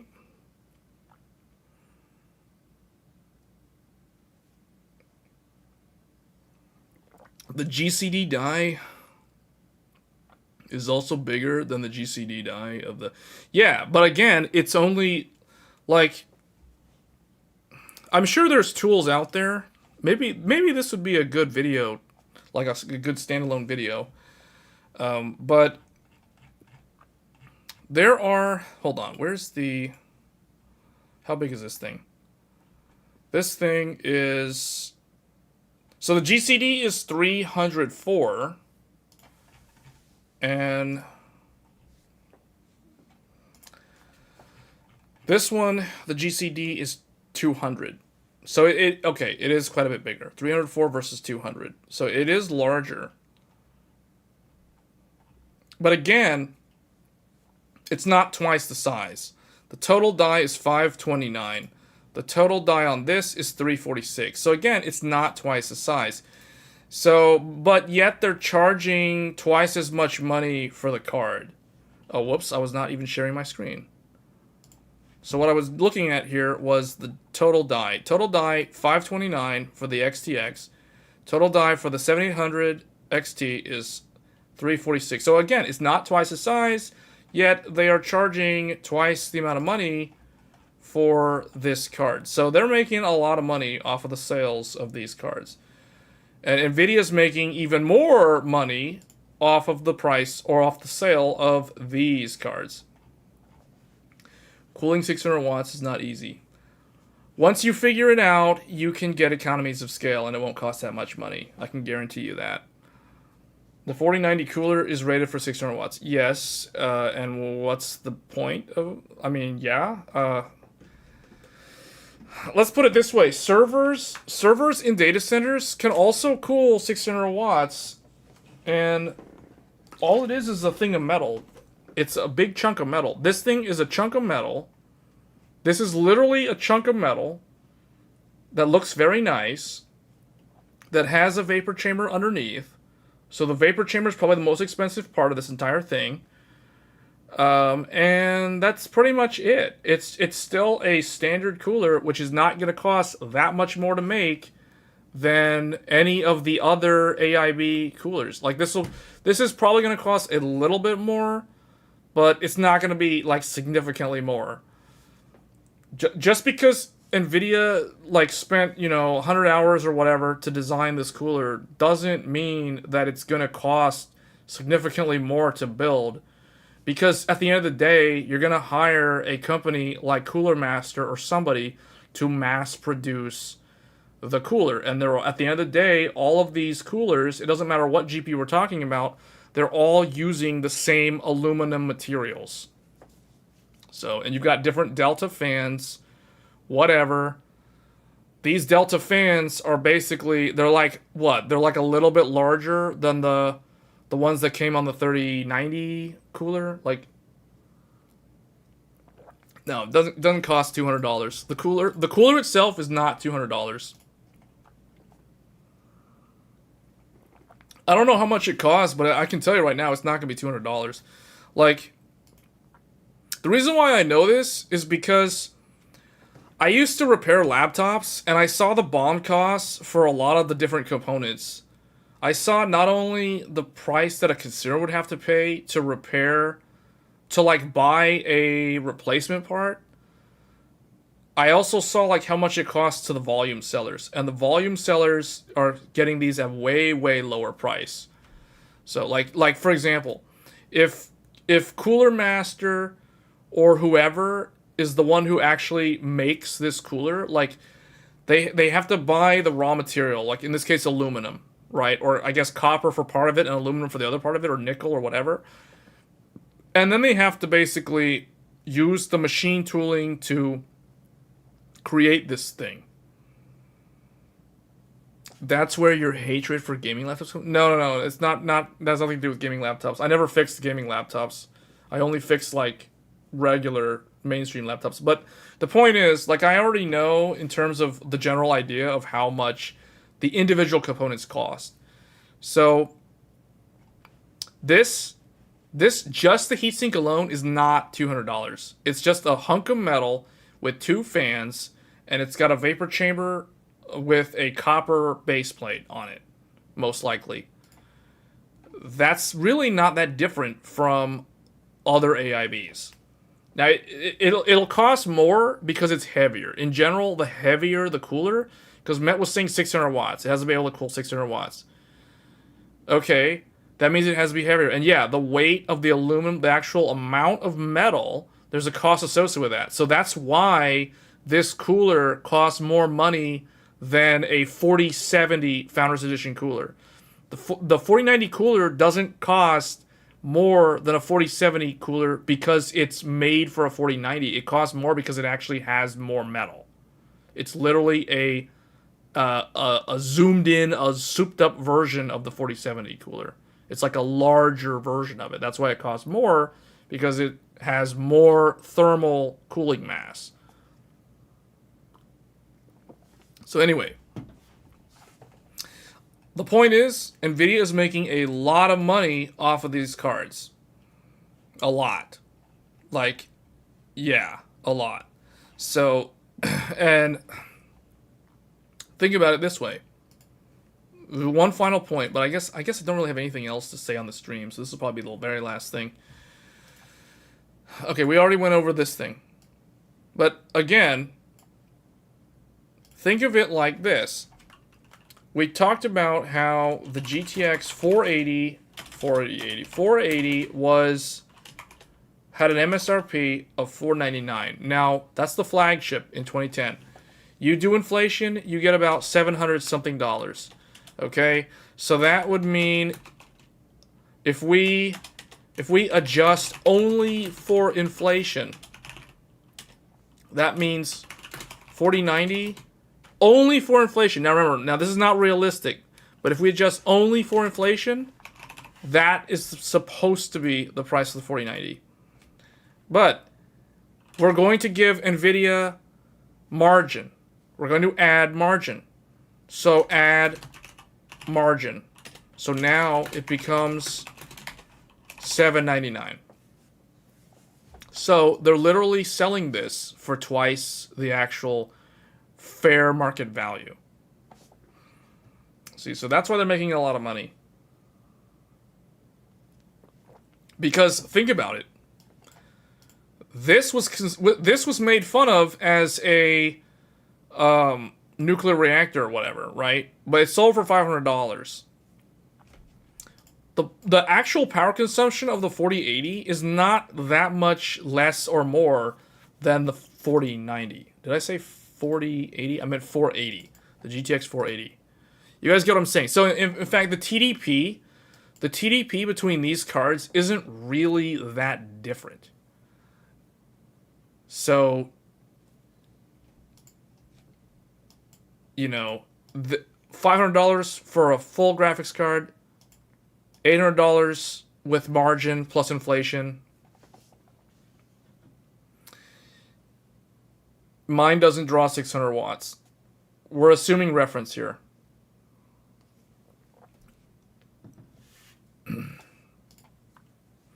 So, again, the point I'm making is Nvidia's profit margin on this is extremely high. We use the console as an example as to why it's so high. And go figure, their stock price is where it is. So with that being said, that's pretty much where we're going to end the stream. I mean, props to Nvidia for pulling off that, because that's not easy to do, to basically run away with the market like that, because it doesn't really happen very often. And they've allowed their competitors to run up there with them. Like, AMD is not innocent in this either. AMD is right up there with them. Like, I already proved to you guys. Like, 7900 XTX is not that much... It's not that much hard to manufacture a 7900 XTX graphics card compared to a 7800 XT. It requires more aluminum, and requires a bigger cooler, so it's going to be a slightly more BOM cost for the cooler.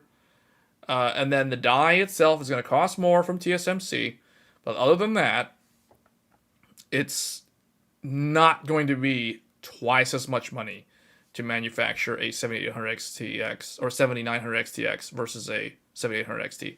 So just food for thought to think on that before you guys go off trying to justify like super high prices, because I don't understand why anyone would try to justify these super high prices, because that's not the right way to look at it. You guys got to look at it more from a bill of material cost. If I was going to be tasked with building one of these, you know, obviously you're going to want to try to make the most amount of money, but you have to also keep your BOM costs as low as possible. So anyway, guys, once again, thank you all for watching, and I will catch you guys in the next one. Thanks.